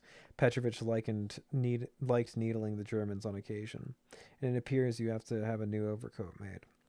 At the word "new," all went dim in Akaky Akakiyevich's eyes, and everything in the room became tangled before him. The only thing he saw was the general with papers pasted over his face, who was on the lid of Petrovich's snuff box. "How's that? New?" he said, still as if in sleep. "I have no money for that." "Yes, new," Petrovich said, with barbaric calm. "Well, if it must be a new one, what would it sort of... You mean how much would it cost?" "Yes." 3 times 50, and then some would have to go into it," Petrovich said, and pressed his lips together meaningfully. He very much liked strong effects, liked somehow to confound one completely all of a sudden, and then glance sideways at the face, and confounded one pools at such words. 150 rubles for an overcoat? Poor Akaky Akakiyevich cried out perhaps for the first time in all his born days, for he was always distinguished by the softness of his voice. "Yes, sir," said Petrovich, depending also on the overcoat. "If we may put a marten on the collar, plus a hood with silk lining, it may come to 200. "Please, Petrovich," Akaky Akakiyevich said in a pleading voice, not hearing and not trying to hear at all Petrovich's words and effects. "Fix it somehow so that it can serve a while longer at least." "Ah, no. That'll be work gone for naught and money wasted, said Petrovich, and after these words Akaky Akakiyevich left, totally annihilated. And Petrovich, on his departure, stood for a long time, his lips pressed together meaningfully, without going back to work, feeling pleased that he had not lowered himself or betrayed the art of tailoring. When he went outside, Akaky Akakiyevich was as if in a dream. So it's that. That's what it is, he said to himself. I really didn't think it would come out sort of. And then, after some silence, he added, so that's how it is. That's what finally comes out. And I really never would have supposed it would be so. Following that, a long silence again ensued, after which he said, so that's it. Such an, indeed, altogether unexpected sort of, it's altogether such a circumstance. Having said all this, instead of going home, he went in the entirely opposite direction, without suspecting him himself. On the way, a chimney sweep brushed against him with his whole dirty flank, blackening his whole shoulder. A full hatload of lime poured down on him from the top of a house under construction. He did not notice any of it, and only later, when he ran into an on-duty policeman, who, having set aside his halberd, was shaking snuff from his snuff bottle onto his calloused fist, only then did he recover his senses slightly, and only because the policeman said, "What are you doing, barging into my mug? Don't you have enough sidewalk?" This made him look around and turn back home. Only here did he begin to collect his thoughts, see his situation clearly for what it was, and start talking to himself. Not in snatches now, but sensibly and frankly, as if with a reasonable friend, with one whom can discuss the most heartfelt and intimate things. Ah, no, said Akaky Akakiyevich. It's impossible to talk with Petrovich now. His wife must have given him a beating. I'll do better to come to him on Sunday morning. He'll be cockeyed and sleepy after Saturday night, and he'll need the hair of the dog, and his wife won't give him any money, and just then I'll sort of 10 kopecks in his hand, he'll be more tractable then, and then the overcoat sort of. So Akaky Akakiyevich reasoned with himself, encouraged himself, and waited for the next Sunday, when, seeing from afar Petrovich's wife leave the house for somewhere, he went straight to him. Petrovich was indeedly badly cockeyed after Saturday, could hardly hold his head up, and was quite sleepy. But for all that, as soon as he learned what it was about, it was as if the devil gave him a nudge. Impossible, he said. Be so good as to order a new one. Here Akaky Akakiyevich gave him a 10 kopeck piece. Thank you, sir. I'll fortify myself a bit for your health, said Petrovich. But concerning the overcoat, please don't trouble yourself. It's no good for anything good. I'll make you a new overcoat. I'll do it up famously, that I will. Akaky Akakiyevich tried to mention mending again, but Petrovich did not listen to the end and said, I'll make you a new one without fail. Please count on me for that. I'll do my best. It may even be in today's fashion. The collar fastened by little silver clasp was an applique. Applique? I don't fucking know. Here Akaky Akakiyevich saw that he could not get around a new overcoat, and his spirits wilted completely. How indeed, and with what money to make it? Of course, he could count partly on his future holiday bonus, but that money had been placed and distributed long ago. He needed to get new trousers, to pay an old debt to the shoemaker for putting new vamps on his old boot tops. He had to order 3 shirts from the seamstresses, and a couple of pairs of that item of underwear, which it is indecent to mention in print. In short, absolutely all the money was to be spent, and even if the director was so gracious to allot him a 45 or 50 ruble bonus instead of 40, all the same a trifle would be left, which in the overcoat capital would be like a drop in the ocean. Though he knew, of course, that Petrovich had a trick of suddenly asking devil knows how incongruously high a price, so that his own wife sometimes could not keep herself from exclaiming, Have you lost your mind? Fool that you are. One day he takes a job for nothing, and now the evil one gets him to ask more than he's worth himself. And though he knew, of course, that Petrovich would agree to do it for 80 rubles. Even so, where to get the 80 rubles? Now, it might be possible to find half. Half could be produced, even a little more. But where to get the other half? But first, the reader should know where the one half would come from. Akaky Akakiyevich was in the habit of setting aside a half kopeck for every ruble he spent, putting it into the little box with a lock and key, and a small hole cut in the lid for dropping money through. At the end of every year, he inspected the accumulated sum of copper and exchanged it for a small silver. Thus he continued for a long time, and in this way, over the course of several years, he turned out to have saved a total of more than 40 rubles. And so, one half was in hand, but where to get the other half? Where to get the other 40 rubles? Akaky Akakiyevich thought and decided that he would cut down his usual expenses, at least for a year, to abolish the drinking of tea in the evening, to burn no candles in the evening, and if there was need to do something, to go to the landlady's room and work by her candle, to make the lightest and most careful steps possible when walking in the street, over cobbles and pavements, almost on tiptoe, thereby avoiding the rapid wearing out of soles, to send his linen to the laundry as seldom as possible, and to prevent soiling it by taking it off each time on coming home, remaining in a half cotton dressing gown, a very old one, spared even by time itself. Truth to tell, it was a bit difficult for him at first to get used to such limitations, but later it became somehow a habit and went better. He even accustomed himself to going entirely without food in the evenings, but instead he was nourished spiritually, bearing in his thoughts the eternal idea of the future overcoat. From then on, it was as if his very existence became somehow fuller, as if he were married, as if some other person were there with him, as if he were not alone, but with some pleasant life's companion he had agreed to walk down on the path of life with him. And this companion was none other than that same overcoat, with its cotton wool quilting, with its sturdy lining that knew no wear. He became somehow livelier, even firmer of character, like a man who had defined and set a goal for himself. Doubt, indecision, in short, all hesitation and uncertain features disappeared of themselves from his face and actions. Fire occasionally showed in his eyes. The most bold and valiant thoughts even flashed in his head. Might he indeed put a martin on the collar? These reflections led him nearly to distraction. Once, as he was copying a paper, he even nearly made a mistake, so that he cried, "Oh!" almost aloud, and crossed himself. In the course of each month, he stopped at least once to see Petrovich, to talk about the overcoat, where it was best to buy broadcloth, and of what color, and at what price, and he would return home somewhat preoccupied, yet always pleased, thinking that the time would finally come when all this he brought would be brought, and the overcoat would be made. Things went even more quickly than he expected. Contrary to the expectations, the director allotted Akaky Akakiyevich not 40 or 45, but a whole 60 rubles. Whether he sensed that Akaky Akakiyevich needed an overcoat, or it happened that way of himself, in any case he acquired on account of it an extra 20 rubles. This circumstance speeded the course of things. After 2 or 3 months of going a bit hungry, and Akaky Akakiyevich had indeed about 80 rubles, his heart, generally quite calm, began to throb. The very next day he went shopping with Petrovich.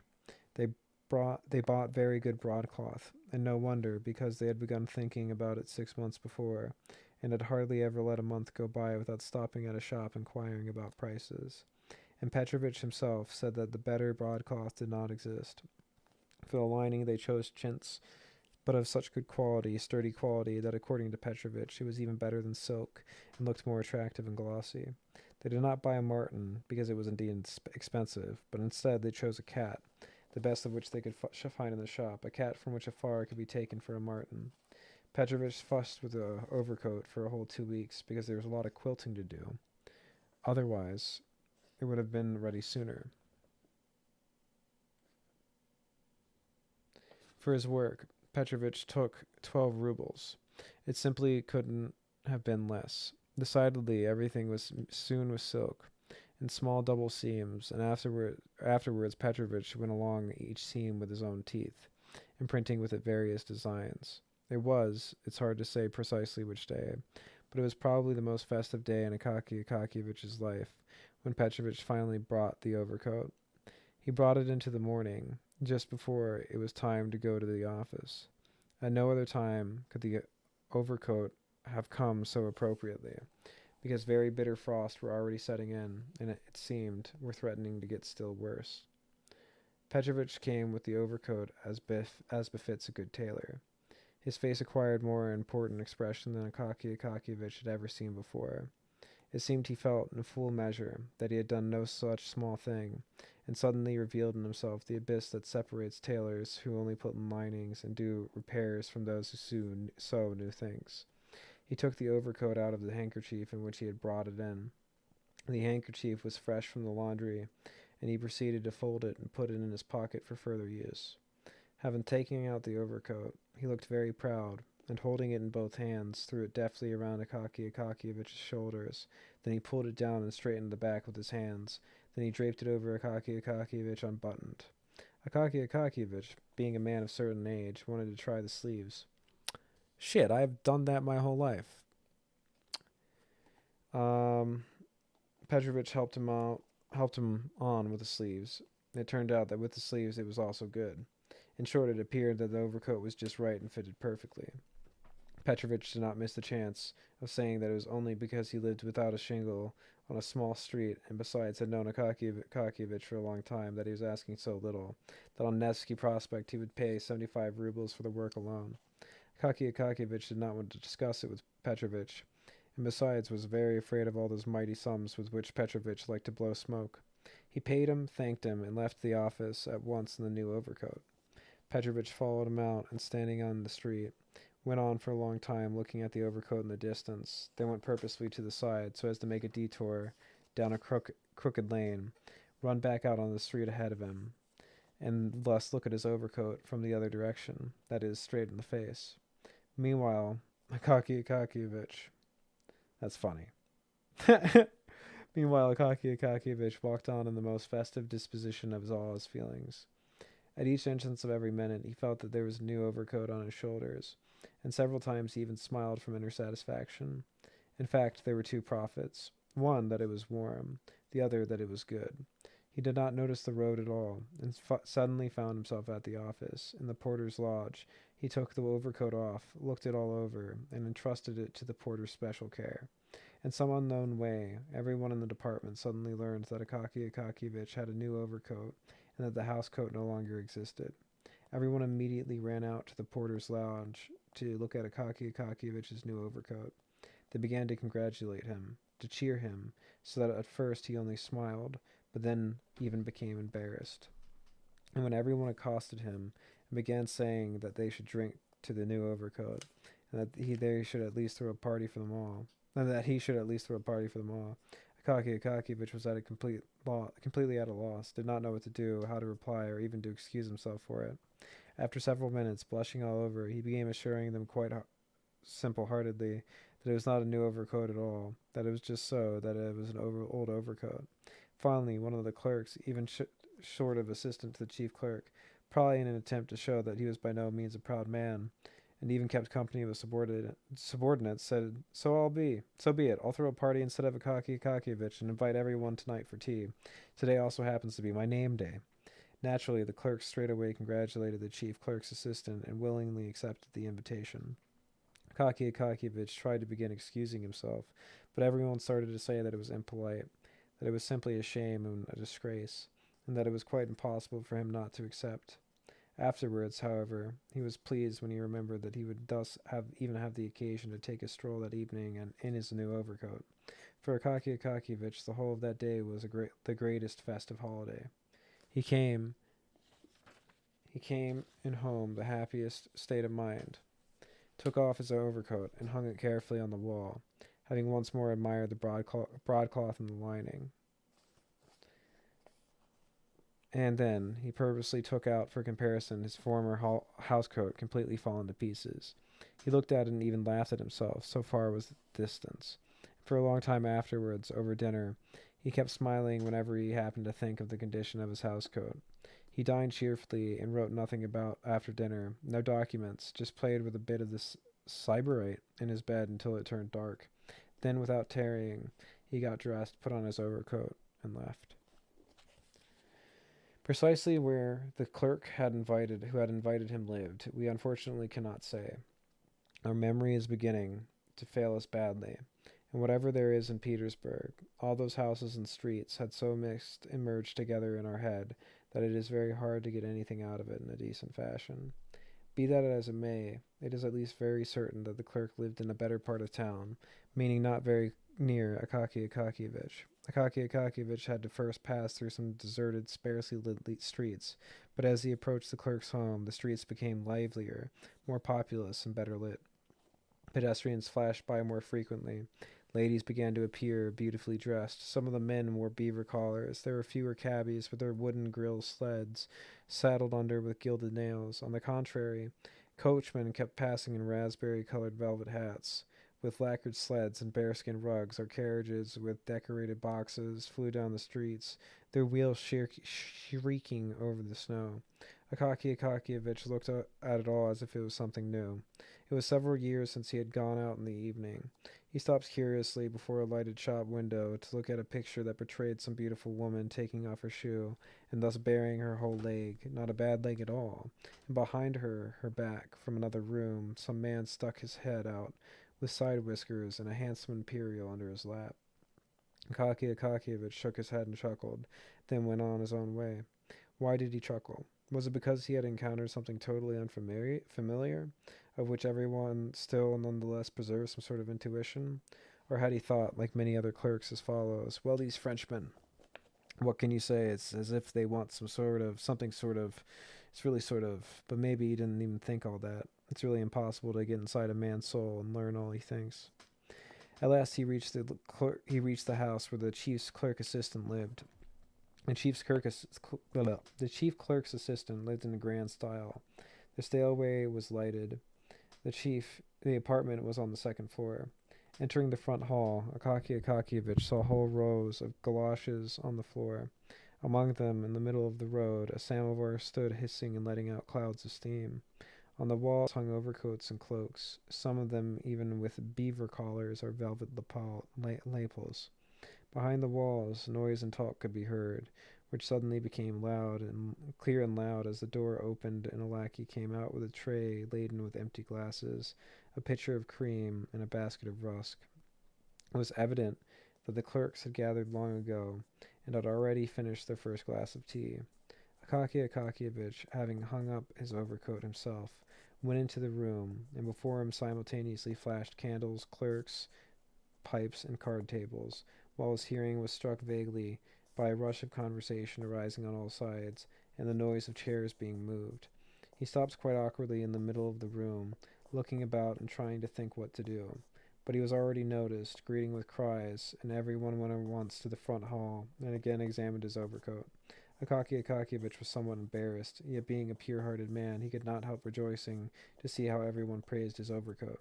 After that, naturally, everyone dropped both him and his overcoat and turned, as usual, to the table set up for whist. All of this, the noise, the talk, the crowd of people, all of it was somehow strange to Akaky Akakievich. He simply did not know what to do, where to put his hands and feet, or his whole self.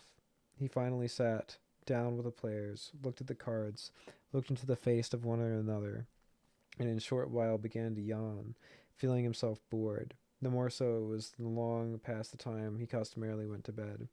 He tried to take leave of the host, but the host would not let him go, saying they absolutely had to drink a glass of champagne to the new coat. An hour later, a supper was served, which consisted of mixed salad, cold veal, pâté, sweet pastry, and champagne. Akaky Akakievich, which was forced to drink 2 glasses, after which he felt that the room had become merrier, yet he was unable to forget that it was already midnight and long since time to go home. So the host should not somehow decide to detain him, he quietly left the room, went to the front hall to find his overcoat, which he saw now, not without regret, lying on the floor, shook it, cleaned every feather off of it, put it over his shoulders, went downstairs and outside. Outside it was still light. Some small goods shops, those permanent clubs for servants and various others, were still open. Those that were closed still showed a stream of light in the whole length of the door chink, indicating that they were not yet devoid of company, and that the housemaids and servants were probably finishing their talks and discussions, while their masters were thrown about into utter perplexity as to their whereabouts. Akaky Akakievich walked along in a merry state of mind, and even suddenly ran, for some unknown reason, after some lady who passed by like lightning, every part of whose body was filled with extraordinary movements. However, he stopped straight away and again walked very slowly, as before, marveling to himself at this sprightliness of unknown origin. Soon there stretched before him those deserted streets, which even in the daytime are none too cheerful, much less in the evening. Now they became still more desolate and solitary. Street lamps flashed less often. Evidently the supply of oil was smaller. There were wooden houses, fences, not a soul anywhere. Only snow glittered in the street, and sleepy low hovels with closed shutters blackened mournfully. He approached a place where the street was intersected by an endless square that looked like a terrible desert, with houses barely visible on the other side. Far away, God knows where, a light flashed in some sentry box that seemed to be standing at the edge of the world. Here, Akaky Akakiyevich's merriment somehow diminished considerably. He entered the square not without some inadvertent fear, as if his heart had a foreboding of something bad. He looked behind him and to the sides, just as like a sea all around him. No, better not to look, he thought, and walked with closed eyes. And when he opened them to see how far the end of the square was, he suddenly saw before him, almost in front of his nose, some mustached people. Precisely what sort he could not even make out. His eyes grew dim. His heart pounded in his chest. "That overcoat's mine," one of them said in a thundering voice, seizing him by the collar. Akaky Akakiyevich was about to shout help when the other one put a fist the size of a clerk's head right into his mouth and said, "Just try shouting." Akaky Akakiyevich felt that his overcoat was taken off of him. He was given a kick with a knee and fell face down in the snow, and then felt no more. After a few minutes he came to his senses and got to his feet, but no one was there. He felt it was cold in the field and the overcoat was gone. He began to shout, but his voice seemed to never reach the ends of the square. In his desperation, shouting constantly, he started running across the square straight to the sentry box, beside which stood an on-duty policeman, leaning on his halberd, watching with apparent curiosity, desirous of knowing why the devil a man was running towards him from far away and shouting. Akaky Akakiyevich, running up to him, began shouting in a breathless voice that he had been asleep, not on watch, and that he had not seen how a man was being robbed. The policeman replied that he had seen nothing, and that he had seen him being stopped by two men in the middle of the square, but had thought that they were his friends, and that, instead of denouncing him for no reason, he should go to the inspector tomorrow, and the inspector would find out who took the overcoat. Akaky Akakiyevich came running home in complete disorder. The hair that still grew in small quantities on his temple and the back of his head was completely disheveled. His side, chest, and trousers were covered with snow. The old woman, his landlady, hearing a terrible knocking at the door, hastily jumped out of bed and ran with one shoe on to open it, holding her nightgown to her breast out of modesty, but when she opened the door she stepped back, seeing what a state Akaky Akakiyevich was in. When he told her what was the matter, she clasped her hands and said that he must go straight to the superintendent, that the inspector would cheat him, make him promises, and then lead him by the nose, and that it was best to go to the superintendent, that he was a man of her acquaintance, because Anna, the Finnish woman who used to work for her as a cook, had now gotten herself hired at the superintendent's as a nanny, and that she often saw herself as he drove past their house, and that he also came to church every Sunday, prayed, and at the same time looked cheerfully at everyone, and therefore was by all tokens a good man.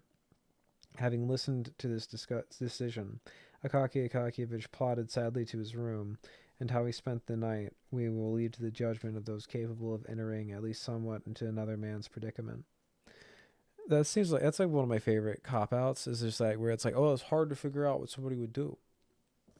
Early in the morning, he went to the superintendent, but was told that he was asleep. He came at 10 and was again told, asleep, that came at 11 o'clock, and was told that the superintendent was not at home. At lunchtime, the scriveners in the front room refused to let him in, and insisted on knowing what business he had, what necessity had brought him there, and what had happened. So that finally, for once in his life, Akaky Akakiyevich decided to show some character, and said flatly that he had to see the superintendent himself in person, and that they dared not refuse to admit him, and that he had come from his department on official business, and that he would make a complaint about them and they would see. The scriveners did not dare say anything against that, and one of them sent to call the superintendent. The superintendent took the story about the theft of the overcoat somehow extremely strangely. Instead of paying attention to the main point of the case, he began to question Akaky Akakiyevich, why he was coming home so late, and had he not stopped and spent some time in some indecent house, so that Akaky Akakiyevich was completely embarrassed and left him, not knowing whether the case of his overcoat would take its proper course or not. He did not go into the office at all that day, the only time in his life. The next day he arrived all pale and in his old house coat, which now looked still more lamentable. Though some of the clerks did not miss their chance to laugh at him, at Akaky Akakiyevich even then, still the story of the theft of the overcoat moved many. They decided straight away to take away a collection for him, but they collected a mere trifle, because the clerks had already spent a lot, having subscribed to the portrait of the director and to some book at the suggestion of the section chief, who was a friend of the author, and so the sum turned to be quite trifling. One of them, moved by compassion, decided to at least help Akaky Akakiyevich with good advice, telling him not to go to the police because, though it might happen that a policeman, wishing to gain the approval of a superior, would somehow find the overcoat, still the overcoat would remain with the police unless he could present legal proofs that it belonged to him, and the best thing would be addressed a certain important person, so that the important person, by writing and referring to the proper quarters, could get things done more successfully. No help for it, Akaky Akakiyevich decided to go to the important person. What precisely the post of the important person was, and what it consisted, remains unknown. It should be realized that this certain important person had become an important person only recently. Until then, had been an unimportant person. However, his position even now was not considered important in comparison with other still more important ones. But there will always be found a circle of people who pursue something unimportant in the eyes of others as are already important. He tried, however, to increase his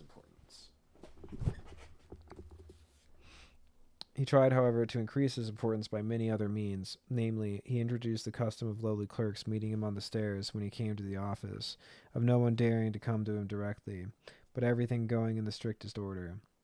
A collegiate registrar should report to a provincial secretary to a titular or whatever else, and in this fashion the case should reach him. Thus everything in Holy Russia is infected with imitation, and each one mimics and apes his superior. It is even said that some titular conciliar, when he was made chief of some separate little chancellery, at once partitioned off a special room for himself, and called it his office room, and by the door placed some sort of ushers with red collars and galloons, who held the door handle and opened it for each visitor, though the office room could barely contain an ordinary writing desk. The ways and habits of the important person were impossible and majestic, but of no great complexity.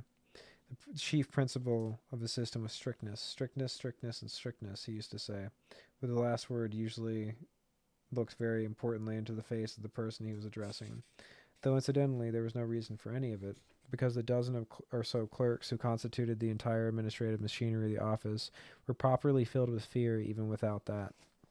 Seeing him from far off, they set their work aside and waited, standing at attention, until their superior passed through the room.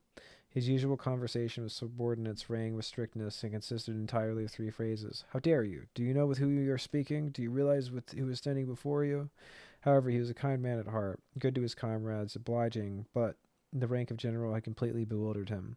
On receiving the rank of general, he had somehow become confused, thrown it off, and did not know how to behave at all.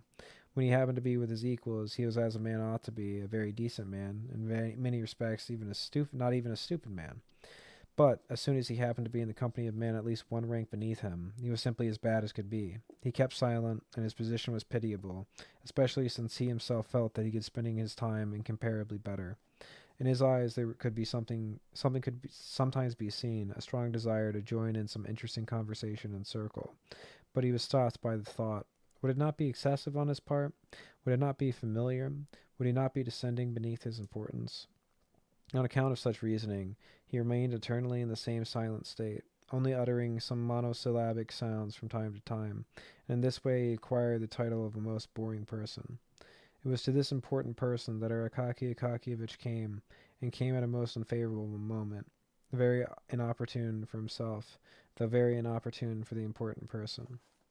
The important person was in his office, and was talking away very, very merrily with a recently arrived old acquaintance and childhood friend, whom he had not seen for several years. Just then it was announced to him that a certain Bashmakin was there. What's that? He asked very curtly. Some clerk, came the reply.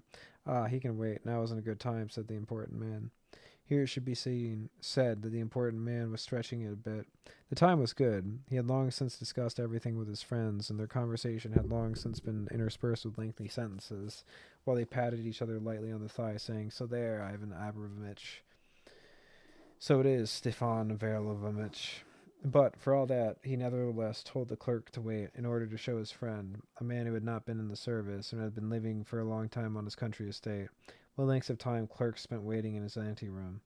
At last, having talked on, or rather been silent his fill, and having smoked a cigar in an easy chair with a reclining back, he at last suddenly recollected, as it were, and said to his secretary, who stood in the doorway with papers for a report, "Ah, yes, it seems there's a clerk standing there. Tell him he may come in."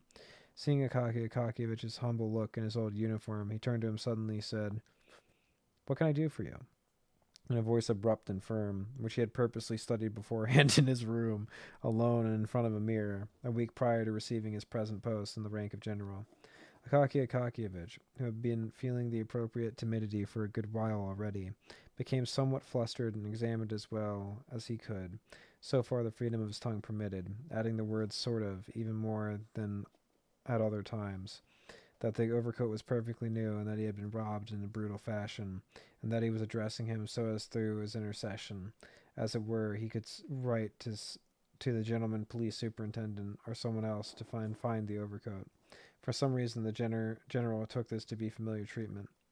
"What, my dear sir?" he continued curtly. "Do you not know the order? What are you doing here? Do you not know how cases are conducted? You ought to have filed a petition about it in the chancellery. It would pass to the chief clerk, to the section chief, and then conveyed to my secretary, and my secretary would deliver it to me. But, your excellency," said Akaky Akakiyevich, trying to collect the handful of presence of mind he had, and feelings at the same time that he was sweating terribly, "I made so bold as to trouble you, your excellency, because secretaries are a sort of unreliable folk." What? Said the the important person. "Where did you pick up such a spirit? Where did you pick up such ideas? What is this rebelliousness spreading among the young against their chiefs and higher ups?" The important person seemed not to notice that Akaky Akakiyevich was already pushing 50, and so, even if he might be called a young man, it was only relatively, that is, in relation to someone who was 70. "Do you know you're saying this? Do you realize who is standing before you? Do you realize that? Do you realize, I ask you?" Here he stamped his foot, raising his voice to such a forceful note that even someone other than Akaky Akakiyevich would have been frightened by it. Akaky Akakiyevich was simply stricken. He swayed, shook all over, and was quite unable to stand. If the caretakers had not come running at once to support him, he would have dropped to the floor. He was carried out almost motionless. And in this important person, pleased that the effect had surpassed his expectation, and thoroughly delighted by the thought that his words could even make a man faint, gave his friend a sidelong glance to see how he had taken it, and saw, not without satisfaction, that his friend was in a most uncertain state, and was, even for his own part, beginning to feel frightened himself. How he went down the stairs and how he got outside, nothing of that Akaky Akakiyevich remembered. He could not feel his legs or arms. Never in his life had he been given such a bad roasting by a general, and not his own general at that. He walked, his mouth gaping, through the blizzard that whistled down the streets, blowing him off the sidewalk. The wind, as always in Petersburg, blasted him from all four sides out of every alley. He instantly caught a quinsy and reached home unable to utter a word. He was all swollen under and took to his bed. So strong at times was the effect of a proper roasting. The next day he was found to be in a high fever. Owing to the generous assistance of the Petersburg climate, the illness developed more quickly than might have been expected, and when the doctor came, after feeling his pulse, he found nothing else to do but prescribed poultice, only so as not to leave the sick man without the beneficial aid of medical science. But he nevertheless declared straight off that within a day and a half it would inevitably be kaput for him. After which he turned to the landlady and said, "Well, dearie, don't waste any time. Order him a pine coffin at once, because an oak one will be too expensive for him." Whether Akaky Akakiyevich heard these fatal words spoken, and if he heard them, whether they made a tremendous effect on him, or whether he regretted his wretched life, none of this is known, because he was in fever and delirium the whole time. Visions, one stronger than another, kept coming to him. First he saw Petrovich and ordered him to make an overcoat with some sort of snares for thieves, whom he kept imagining under the bed, and he even called the landlady every other minute to get one thief from under his blankets. Then he asked why his old housecoat was hanging before him, since he had a new overcoat. Then he imagined that he was standing before the general, listening to the proper roasting, and kept murmuring, "I'm sorry, your excellency." Then finally he even blasphemed, uttering the most dreadful words, so that his old landlady even crossed herself, having never heard anything like it from him. The more so as these words immediately followed the words, "your excellency." After that, he talked complete gibberish, so that it was impossible to understand anything. One could only see that his disorderly words and thoughts turned around in one on the same overcoat. At last, poor Akaky Akakiyevich gave up the ghost. Neither his room nor his belongings were sealed because, first, there were no heirs, and second, there was very little inheritance left, namely, a bunch of goose quills, a stack of white official paper, 3 pairs of socks, 2 or 3 buttons torn off trousers, and a house coat already familiar to the reader. To whom all this went, God knows. That, I confess, did not interest even the narrator of this story. Akaky Akakiyevich was taken away and buried, and Petersburg was left without Akaky Akakiyevich as if he had never been there. Vanished and gone was this being, protected by no one, dear to no one, interesting to no one, who had not even attracted the attention of a naturalist, whom does not fail to stick a pen through a common fly and examine it under a microscope, a being who humbled the office mockery and went to his grave for no particular reason, but for whom, all the same, to the very end of his life, there had flashed a bright visitor in the form of an overcoat, animating for an instant his poor life, and upon whom disaster then went as unbearably as it falls upon the kings and rulers of this world. Several days after his death, a caretaker sent to his apartment from the office with an order for him to appear immediately. The chief demanded it, but the caretaker had to return with nothing, reporting that the clerk could come no more, and to the question why, expressed himself with the words, "It's just that he's already dead, buried 3 days ago." Thus they learned at the office about the death of Akaky Akakiyevich, and by the next day a new clerk was sitting in his place, a much taller one, who wrote his letters not in a straight hand, but much more obliquely and slantwise. But who could imagine that this was not yet all for Akaky Akakiyevich, that he was fated to live noisily for a few days after his death, as if in reward for his entirely unnoticed life. Yet it so happened that our poor story unexpectedly acquired a fantastic ending. The rumor spread through Petersburg that around the Klinkin Bridge, far further, a dead man had begun to appear at night in the form of a clerk searching for some stolen overcoat, and under the pretext of the stolen overcoat, pulling from all shoulders, regardless of rank or title, various overcoats with cat, with beaver, with cotton quilting, raccoon, fox, bearskin coats, in short, every sort of pelt and hide people had thought up for covering their own. One of the clerks from the offices saw the dead man with his own eyes and recognized him at once as Akaky Akakiyevich. This instilled such fear in him, however, that he ran away as fast as his legs would carry him, and thus could not take a good look, but only saw from far off how the man shook his finger at him. From all sides came ceaseless complaints of the backs and shoulders, not only of titular, but of privy conciliars themselves, were completely subject to chills on account of this nocturnal tearing off of overcoats. An order was issued for the police to catch the dead man at all costs, dead or alive, and punish him in the harshest manner, as an example to others, and in this they nearly succeeded. Namely, a neighborhood policeman on duty had already quite seized the dead man by the collar in Kirishukin Lane, catching him red-handed in an attempt to pull a frieze overcoat off some retired musician who had whistled on a flute in his day. Having seized him by the collar, he shouted and summoned his 2 colleagues, whom he charged with holding him, while he went to his boot for a moment to pull out his snuff-box, so as to give a temporary refreshment to his nose, frostbitten 6 times in his life. But the snuff must have been a kind that even a dead man couldn't stand.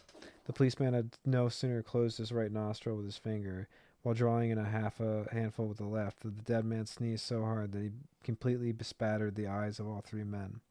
While they tried to rub them with their fists, the dead man vanished without a trace, so they did not even know whether or not they had indeed laid hands on him.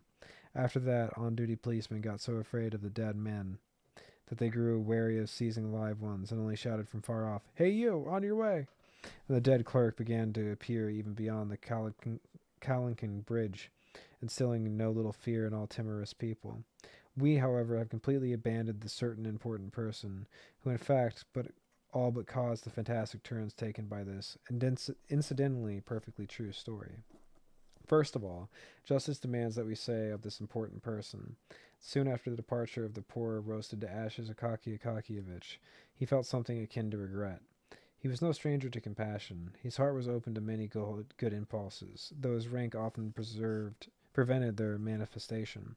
As soon as his out-of-town friend left his office, he even fell to thinking about poor Akaki Akakievich, and after that, almost every day he pictured to himself the pale Akaki Akakievich, unable to endure his superior's roasting. He was so troubled by the thought of him that a week later he decided to send a clerk to him to find out about him and whether he might indeed somehow help him. And when he was informed that Akaki Akakievich had died unexpectedly of a fever, he was even struck, felt remorse of consciousness, and was in low spirits the whole day. Wishing to divert himself somehow and forget the unpleasant impression, he went for the evening to one of his friends, where he found a sizable company, and best of all, everyone there was nearly the same rank, so he felt no constraint whatsoever. This had a surprising effect on his state of mind.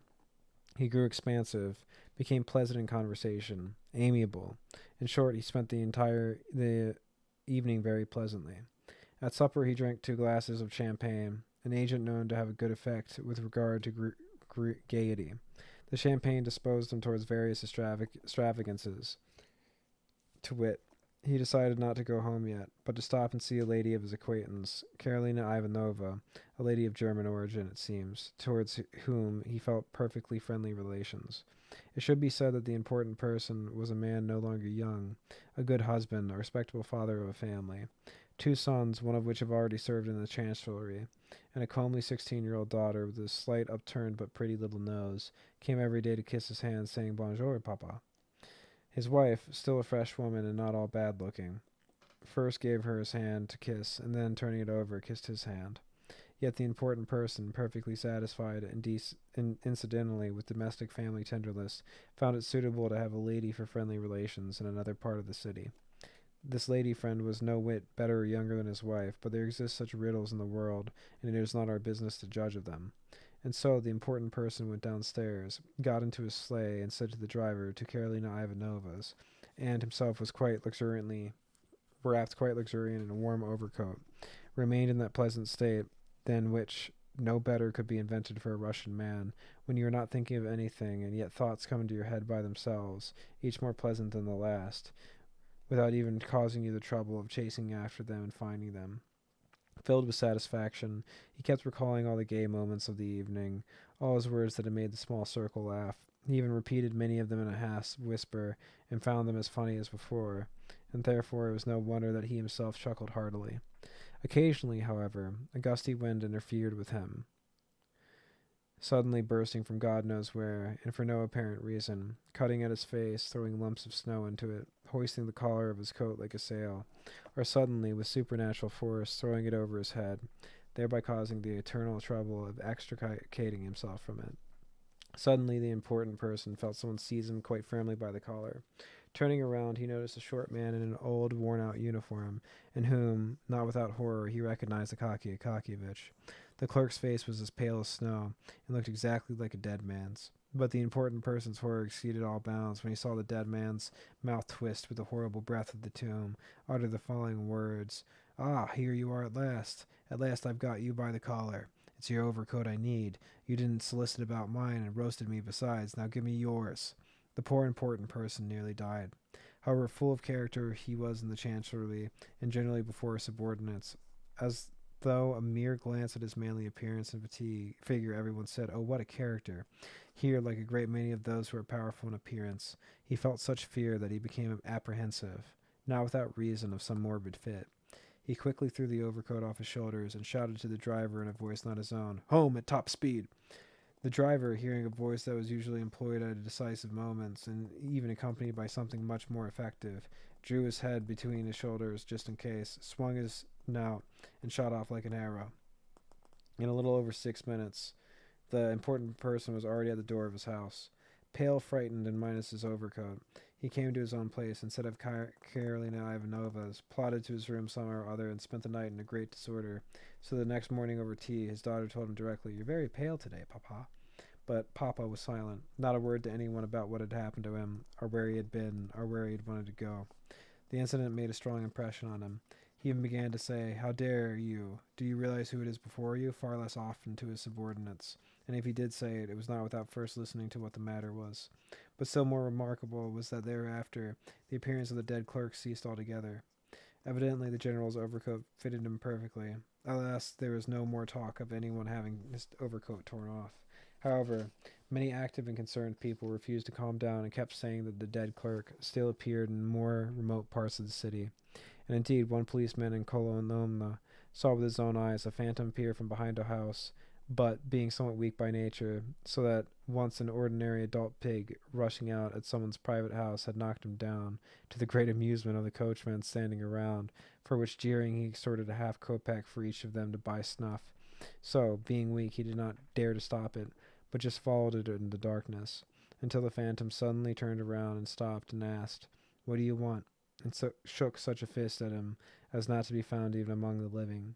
The policeman said nothing, and at once turned to go back. The phantom, however, was much taller now, had an enormous mustache, and apparently was making its way towards the Obukhov Bridge, vanished completely into the darkness of night.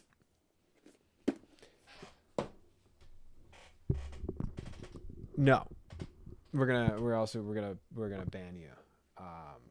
Let me just copy that. I do. It's a funny name though. Thank you. I appreciate that.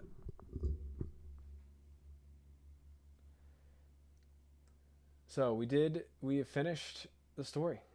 That was the whole story. So that's The Overcoat by Gogol. I love that story.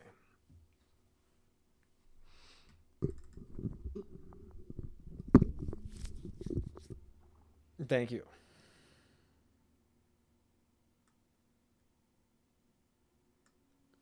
And did you like the story? Did you like The Overcoat?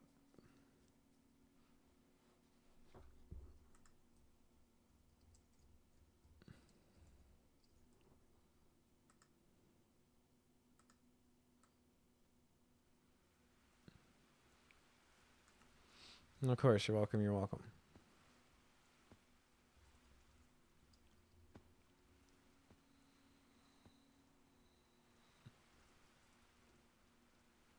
Yeah, I love that story. Gogol is such a talented writer. He's one of those people where it's like, whenever I read any of his work, I'm like, oh shit, this is why I got into writing. You know, because it's like, it's so effective, and it's like what I really like about short stories and writers like that, because it's like him and Chekhov, I'd say, is that they're like really unpretentious, you know, and it's like it feels like a normal story, like, you know, it feels like a, like, you know, it doesn't feel like great literature, you know, it doesn't feel too heavy. Yes, hello.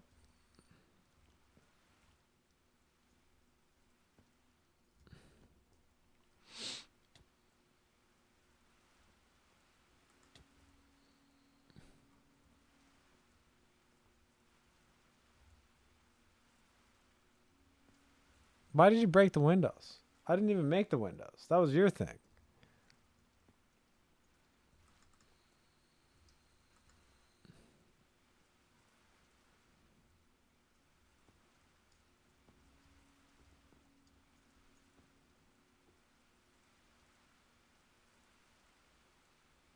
Okay.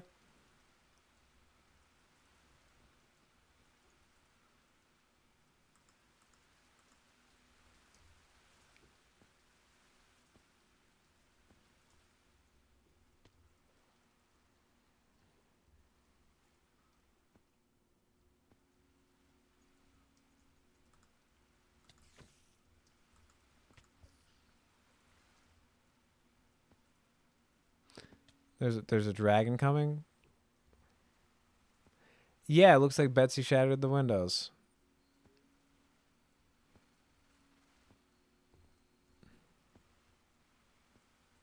I'm saying we gotta move her to the mountain. Oh Jesus! Then I'm getting struck by lightning. Christ Almighty! Christ Almighty!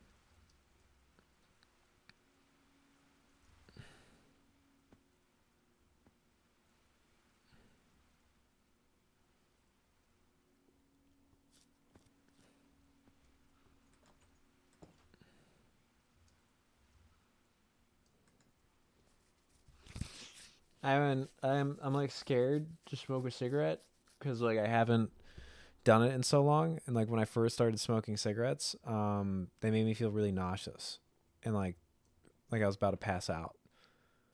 So like honestly, I'm like a little intimidated, but I like want to.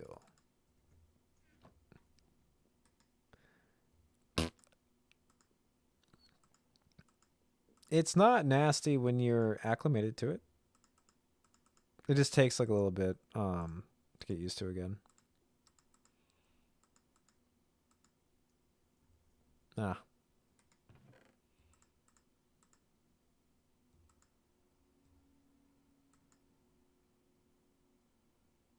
my beers are wrong. So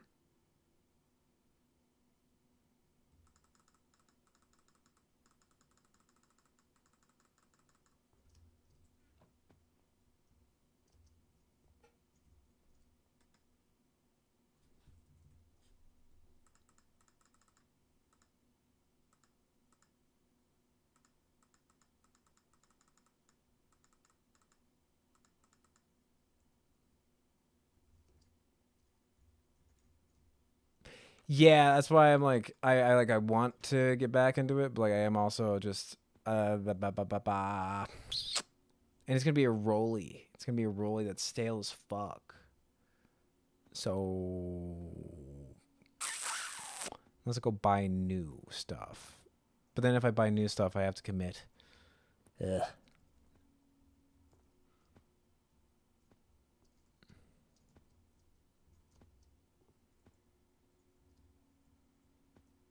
Beer is so gross. The only reason Americans drink it is because broke college kids need cheap alcohol, and all of a sudden, and all of them want to drink it, so they just get used to it after 4+ years of college. I mean, I mean, I don't. Okay, okay. I mean, I'm not gonna say it's a great drink. No one actually likes beer. They just gotten used to it. But I mean, like, is it not the same? Like, did you like pop the first time you had it? Because I didn't like pop the first time I had it.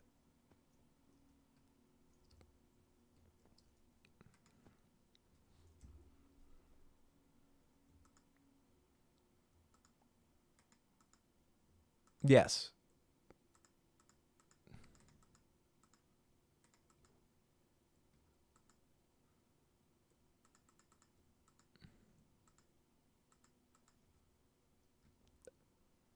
Fuck you. Pop is normal.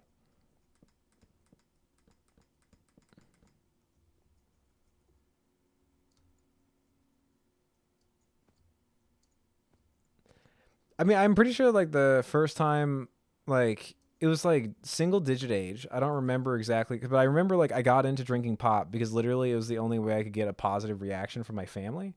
Like it was like, they like would be nice to you if you were drinking pop. But I did not enjoy it because it hurt to drink because it was like so carbonated and like dense. And I remember that. So I'd say like is that not the same experience? Because that's how, I don't know. That was at least how it went for me. But then it becomes then it becomes your medicine because then you're like, oh, I'm feeling sick. I need a pop. Carbonation will help me. Why the fuck is soda halal? Diabetes is halal? Halal? Tobacco's not?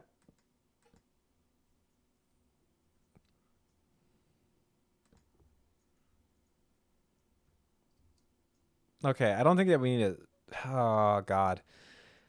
Do we need another peak on this part of the roof? I don't think so. I think we're going to have a flat part of the roof.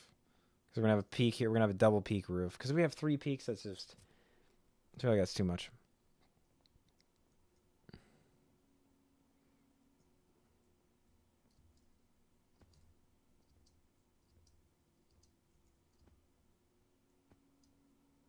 Fair. Because it changes how you feel about things or it changes your mind.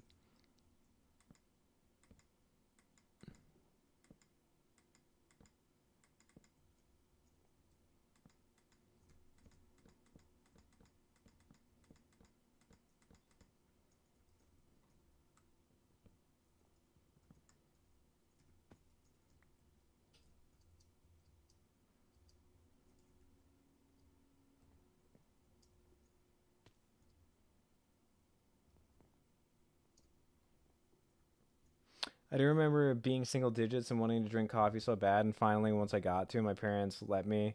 Super hypey kid. They were like, "You don't need it." I drank it black, like, and it calmed me down. Yeah, yeah, yeah. No, no, no. Coffee. My experience with it is like it's a painkiller. It's like definitely like it it is relaxing because it like I mean so the thing about it is it's a blood thinner. So it's like the reason why I like religiously drink coffee, especially if I'm exercising, is that because it is a blood thinner, it helps with blood clots. So like if you're, it makes it easier for you to not have as much tension because like every time your body's getting like seized up, it helps out with just like, preventing that from occurring. I don't know if I'm explaining that like super well, but yeah, it helps out with stuff like that.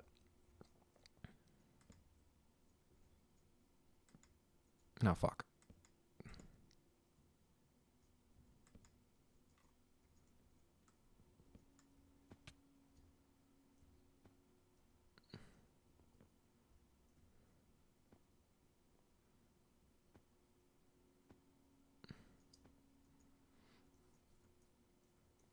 Because like, what is this spacing? It's 1, 2, 3, 4, 5, 6, 7, 8, 9. I mean, I guess a 9 could do a peak easy.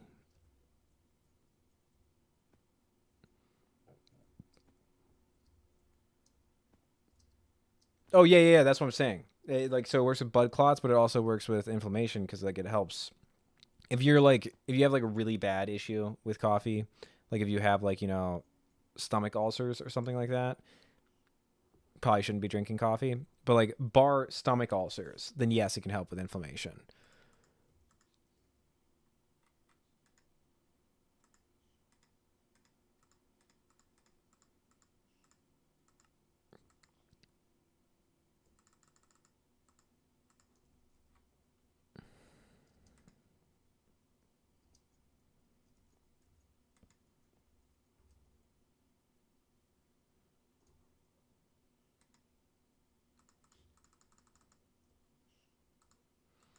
I feel like inflammation is the real silent killer. Where like people in America, like so much of our health issues are just basically inflammation.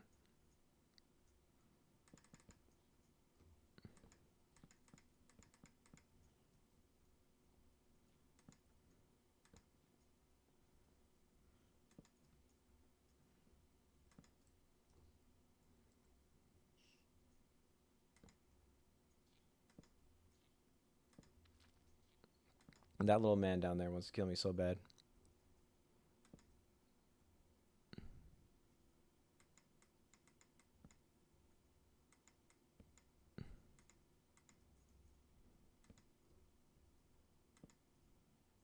Oh boy.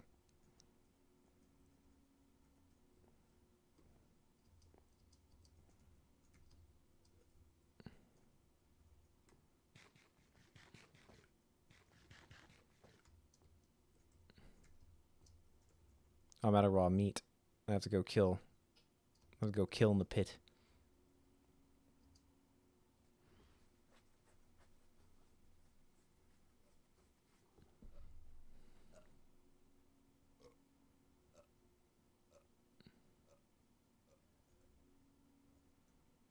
Oh.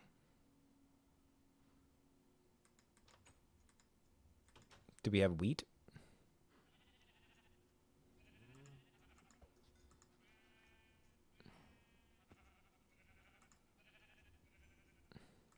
Good old pit strat. See, like I was raised in the pit. I agree. So many problems, especially that we see towards the service, are treated short term when the huge issue that's happening deep inside is just festering and going untreated. For example, inflammation leads to cause psoriasis. Psoriasis tied to arthritis and nerve damage. Yeah, I mean, generally, it's like we can talk about how mental stress is a killer, but also bodily stress is basically the same thing. Surface. Oh, sorry, that's all good. Um, yeah, yeah, yeah. I'm totally with you. Because I do feel like it is sort of just it's way more convenient to because like this is a thing where it's like we've covered this. You've been with high lit for like a long time, so like, you know, obviously we've talked about it a lot, that it's like it's a lot easier to prescribe something than it is to actually address any issues, where it's like if a doctor can just tell you, hey, take this thing that I make a cosine off of, you know, where I'm going to make money off of this. But I also think it's so funny to talk about this with doctors where they're like, yeah, no, I do make a profit off of this. And you're like, isn't that like why you're doing it? And they're like, well, it is an incentive. Mental stress can trigger inflammation. I mean, I I'm pretty sure that inflammation could trigger mental stress, you know? Chicken or egg, who knows? Oh yeah, I probably should switch the stream name back. But I mean, probably going to go for like 18 more minutes or something.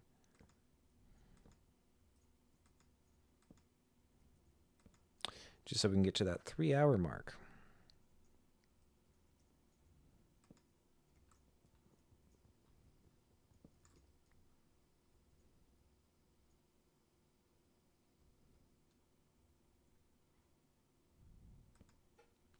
I hate looking at this because it's like I have no fucking idea what I'm looking at. Holy shit. There we go. Cool.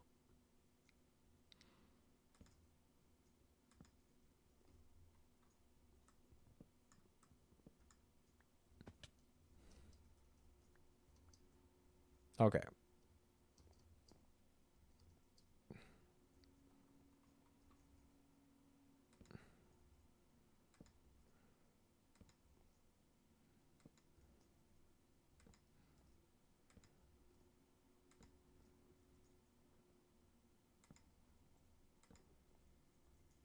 Hey, hey, hey. How's it going? How's it going? Thank you so much for the raid, Aaron. I appreciate it.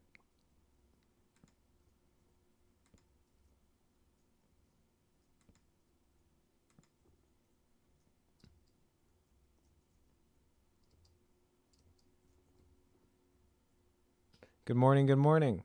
How are you? Oh, wait, yeah, that's right. I should change the title because we just finished up the reading. We did the Overcoat. So we just finished a short story. Hey Aaron, hey, hey, hey. How you liking Elden Ring? Hopefully that's going well. Good night. Good night, Pixel. Have a good night.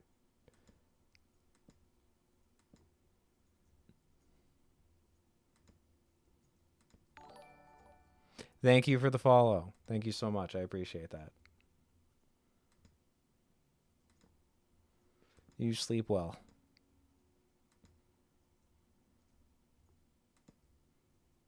Oh. A lot more exploring than expected. Yeah, dude, that game is just crazy on that. I mean, you need knowledge of death. Holy shit. Yeah. Yeah, with the new pet and jumping, like that's crazy. I every time I see it, I feel like it's almost sacrilegious. I'm like, what is this crime against God to see jumping in a Dark Souls game?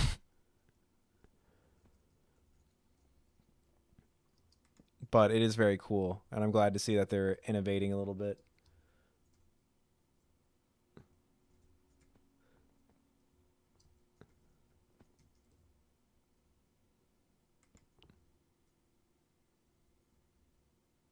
Yeah. Yeah, no, it did. It's told me on Streamlabs for sure. Pixel also dropped by. So, that should be yes.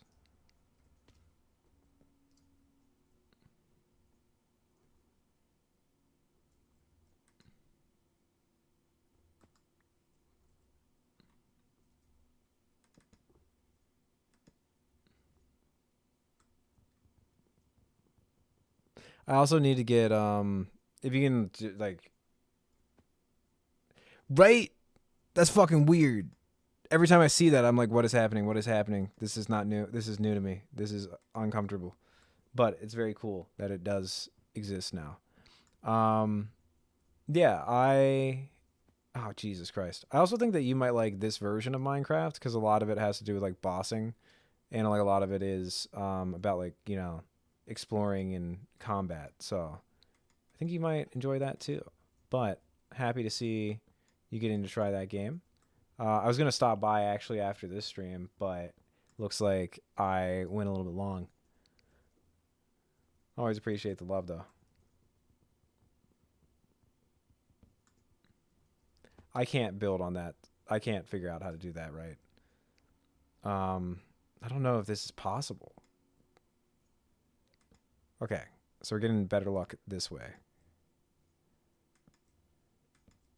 Fuck. Huh. Nice. Classy. We love the classy jokes here.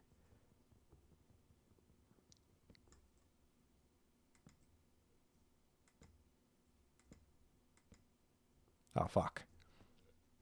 And we love building roofs in this game because it always goes really smoothly. But yeah, also, if you could suggest me a bot just to do like raid things, I am definitely... I want to get that set up because like I always... There's this one time somebody raided me and I didn't notice and they just kind of left. And I feel bad about that because it was just like, oh, no. But also they didn't even say anything. So like I don't really feel that bad. Oh, Jesus. That's in my alerts. Ah, okay.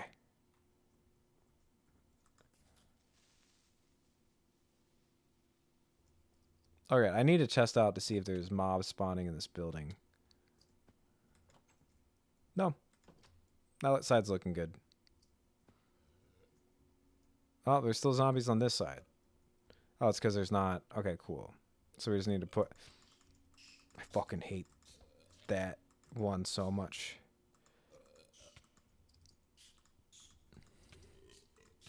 There we go. F7. Well, yeah, the cloud bot would be best from Streamlab. I'll definitely look into that. Because, yeah, I want to get the commands better. Also, getting gambling in would be cool. Because I do love the gambling middle game. Mini game. Blah, blah, blah. Yeah, I do think that that roof looks better, so...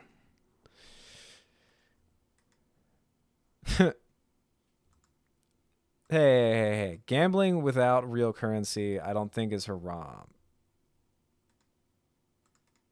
Does it still count? Also, why'd you tell me that? It's not haram if you don't know.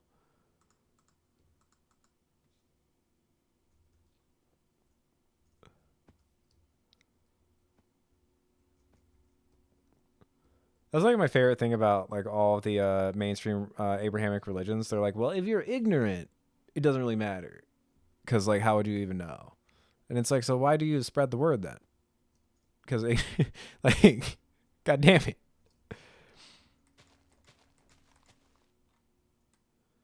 Huh? There we go.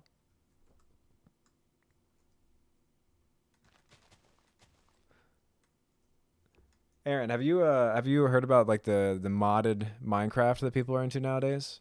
Because like I was way behind the times. Everybody's now on the modded shit. I had an Elden Ring player today talking to me about like how he only plays Minecraft. You actually might know him because he's a friend of Dylan's, but still funny. He also had a ukulele bass, which I've never heard of before. That was very strange.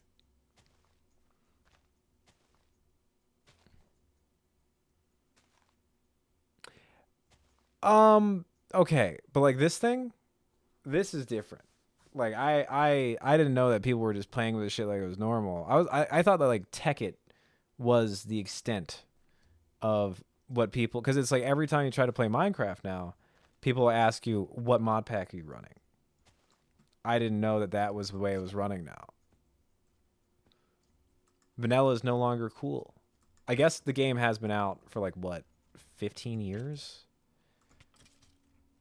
Thank you. I don't know if that's a compliment, but thank you.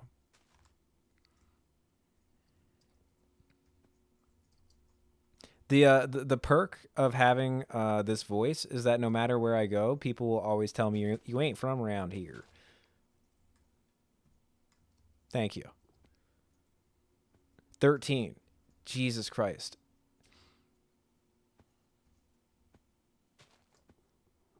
Yeah, no, that checks out. Shit, I got into that game way too early because yeah, I've been playing for, yeah, I think, yeah, basically that long.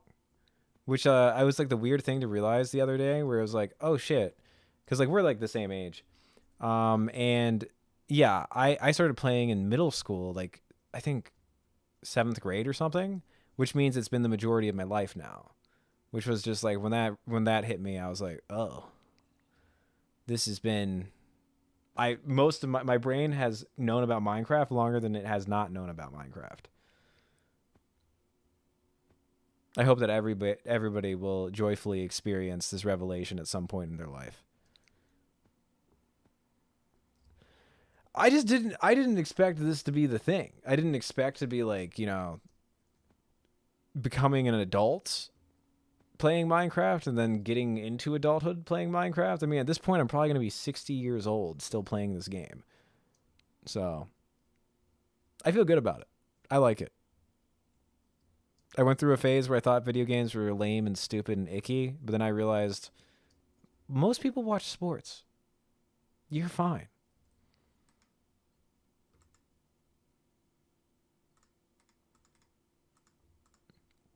Who would have thought that having hobbies is acceptable? You know what I mean? People be wasting their time on stupid shit because you're like, oh man, it's like bad that I play video games. And then it's like, people like that Euphoria show. Like people care about that Euphoria show. So we're not there.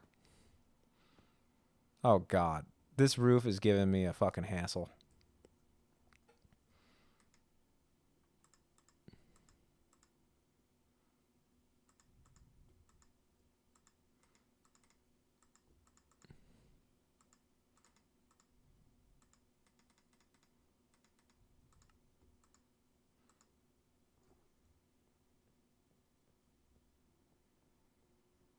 Well, that's what happened when people grow up when their parents' point of view, but tweaking it around so it happens. LOL. Tweaking. Yeah. And like I don't know. I think that like I'm not even trying to talk shit. Hey. I know I can't read. I can't read. I'm illiterate. Everybody knows that I'm illiterate. But I mean, I'm not even like talking that much shit on a Euphoria because like I'm sure that it is a fine show. I don't really like the fact that it like romanticizes drug addiction, but at the same time, whatever people are into, awesome. It's just that it's like at least as much of a waste of time as video games are. So, as a young adult acting as a teen, not just having one but multiple nude scenes. Is that what's going on in Euphoria? Because again, I've only seen the only things I've seen are the like family fights, which really turned me off because I was just like, oh, this is what it feels like to be in the middle of like a family fight about drugs. Like it's not that it doesn't feel like you're portraying it. It just feels like I don't enjoy this. Like like I've kind of spent the rest of my life trying to not experience this. So it's weird to see it that people are like, "Oh my god, I want to like watch this like repeatedly." It's like well, I mean, drugs bad, yeah, don't do drugs, but also like don't like romanticize like families falling apart over arguments about using. It's just not what I would do for escapism. You grew up on UK skins. I mean, yeah. I don't know. I mean, I don't, like, hey, I'm not trying to, like, yuck people's yum, like, enjoy whatever you enjoy, but that shit, I mean, yeah, like, the nude scenes are weird, and also, like, romanticizing fighting with people is weird. But that's also maybe because it's, like, I don't know. Anyways, point is, have whatever hobby you want. If you want to do, what else is this? Fucking foosball. You want to be a foosball wizard? Hell yeah. And yeah, have some sleep, Aaron. I hope you have a good night. I hope you enjoy yourself.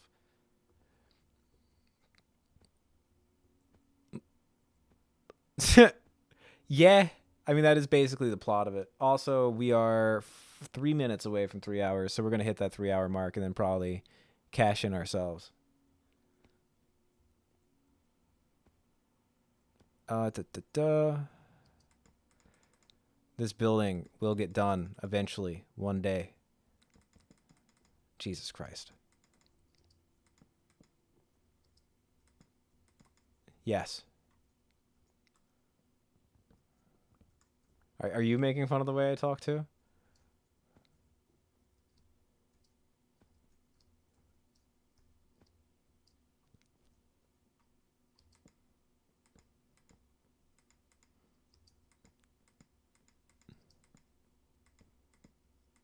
What?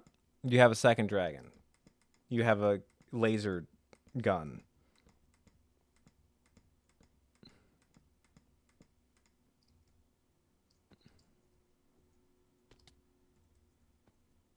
Yeah.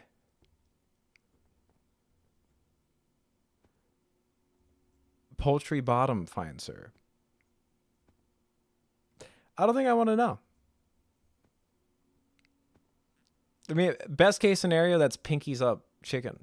Yeah, no, I got it. Yeah, it's why is that in the mod pack? Also, God, I feel like that does look substantially better than that. Don't chicken butt me, dude. It is fucking the morning. You just thought of comedy? Impressive. Okay. God, I don't think I can keep the flat roof, and I'm really pissed off about that.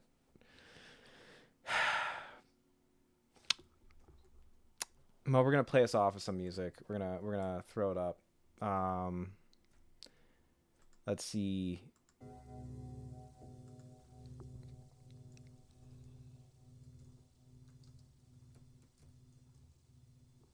Because it doesn't look aesthetic, and it might be my building, but I think all of us in life are slaves to aesthetic. I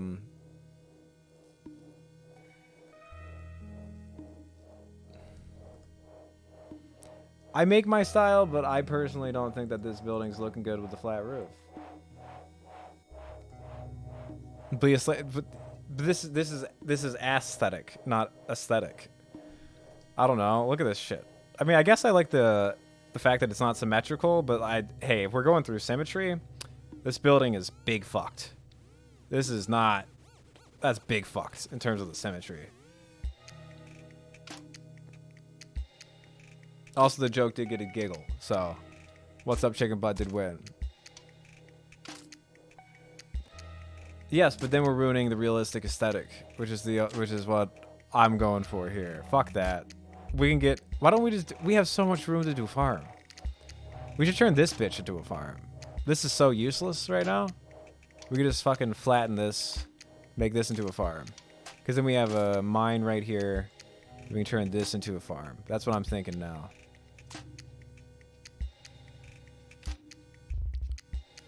I don't know if rooftop garden is what this build would need, because we're about to do the park inside. I mean, like maybe like a solar panel thing. I will neglect fantasy as hard as I'd like to.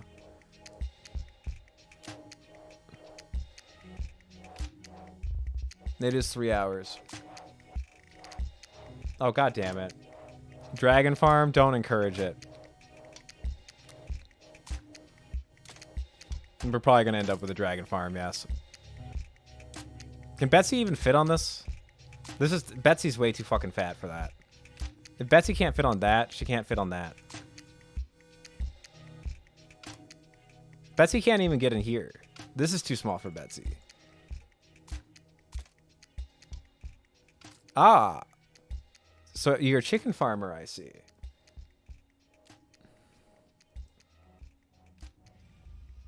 Oh god. That's not big enough. That is called animal cruelty, my friend. That's called animal abuse, what you're doing.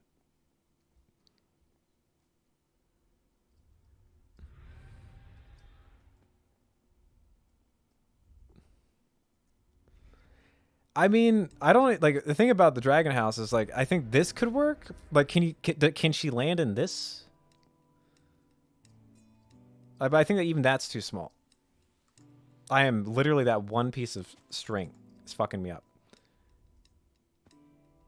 Because you'd have to make something big enough for her wingspan, which is way bigger than this building, and this building's already too big.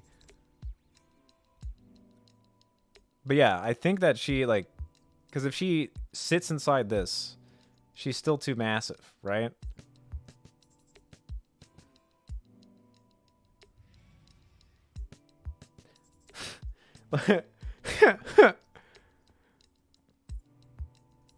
Jesus. You have a plan for a dragon airport. Okay. This is the seaport, so I would say we probably should do the mountains for that one, because they're right here. We do have literally elevated things. Hangars for dragons. Ah, jeez. We also can't go to war as the capital, because if we have other people on the server, they have to make their own nations, and we can't just fucking curb stomp them as the capital. That's not gonna, I don't think that's gonna fly. I don't think that goes, I think the Geneva Convention's pretty anti you having 10 dragons.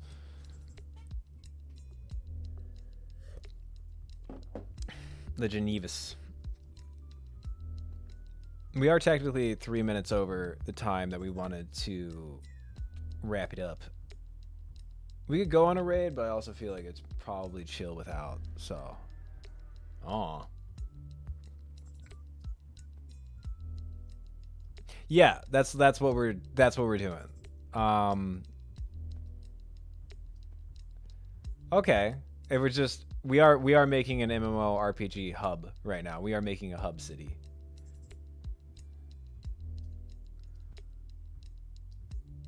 I just want my this happy place. We have an intersection. Yes. It needs to be much fucking bigger, but eventually you will only be able to see buildings from this intersection. And there will be no space. Where do you want the dragon port? Because if you're talking about a dragon airport hangar, I'm thinking that we do it up here. Like, I feel like the most natural place for that would be on this area.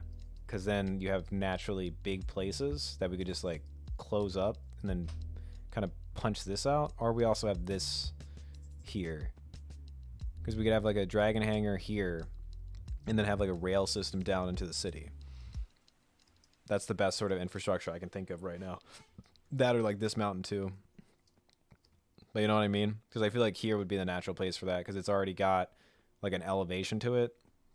I don't know why I always think of things in the terms of realism, but then it's like you can also use that as, like, you know, a chance to glide. So it's like in case they needed a minute, they could glide out from that. And also I feel like an airport should have a good view. Which I guess isn't always true. But what the fuck is happening here? Electroclobs Wizardly. Okay. But yeah, like up here too, on this peak, I think would be another good spot.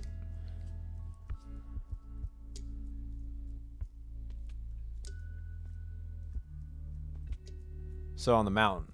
Yeah, because if we cleared up the mountain, I think that would make the most sense, because then also it's big enough for the dragons to hang out and not be like just all cramped. Because we don't want PETA, dude. We don't want PETA coming in. Once PETA shows up, we're fucked. I gotta get shade. Just send me shaders and I'll fucking put them on.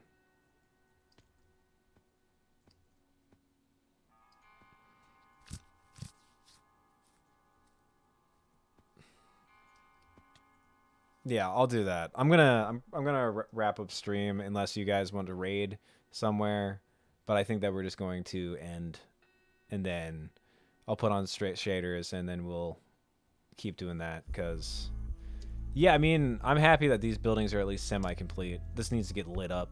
Blech. More detail. My graphics card's like a little bit outdated. I forget. I think it's like a 3700 from like something.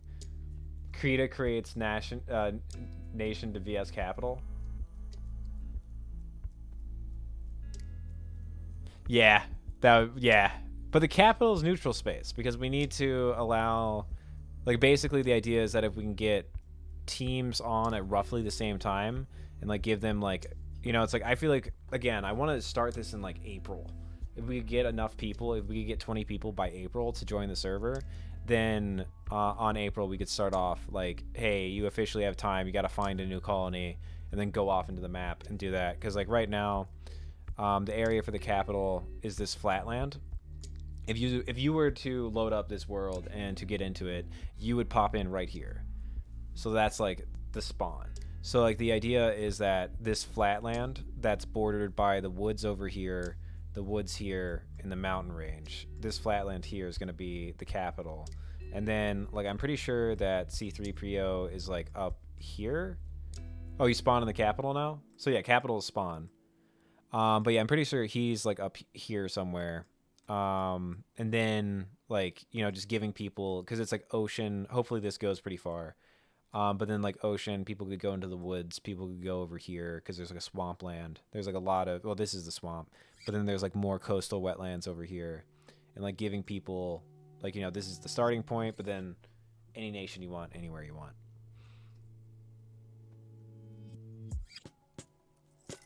And it seems like a lot of people are more into the mods because like people like more weapons and people like bossing. So everybody hates building. I will build the city and make us have a starting structure, and then nations can be huts. So we'll have a lot of sheds. We'll have shed warfare is what I'm imagining. Cool. Yeah, you send me that. I'll wrap up stream. Thanks so much for hanging out, Grim. Thanks so much for hanging out, Anne. Love you, love you. Yeah, for sure. I'm about to end stream too, so good timing, and I'll talk to you soon. Thanks for hanging out.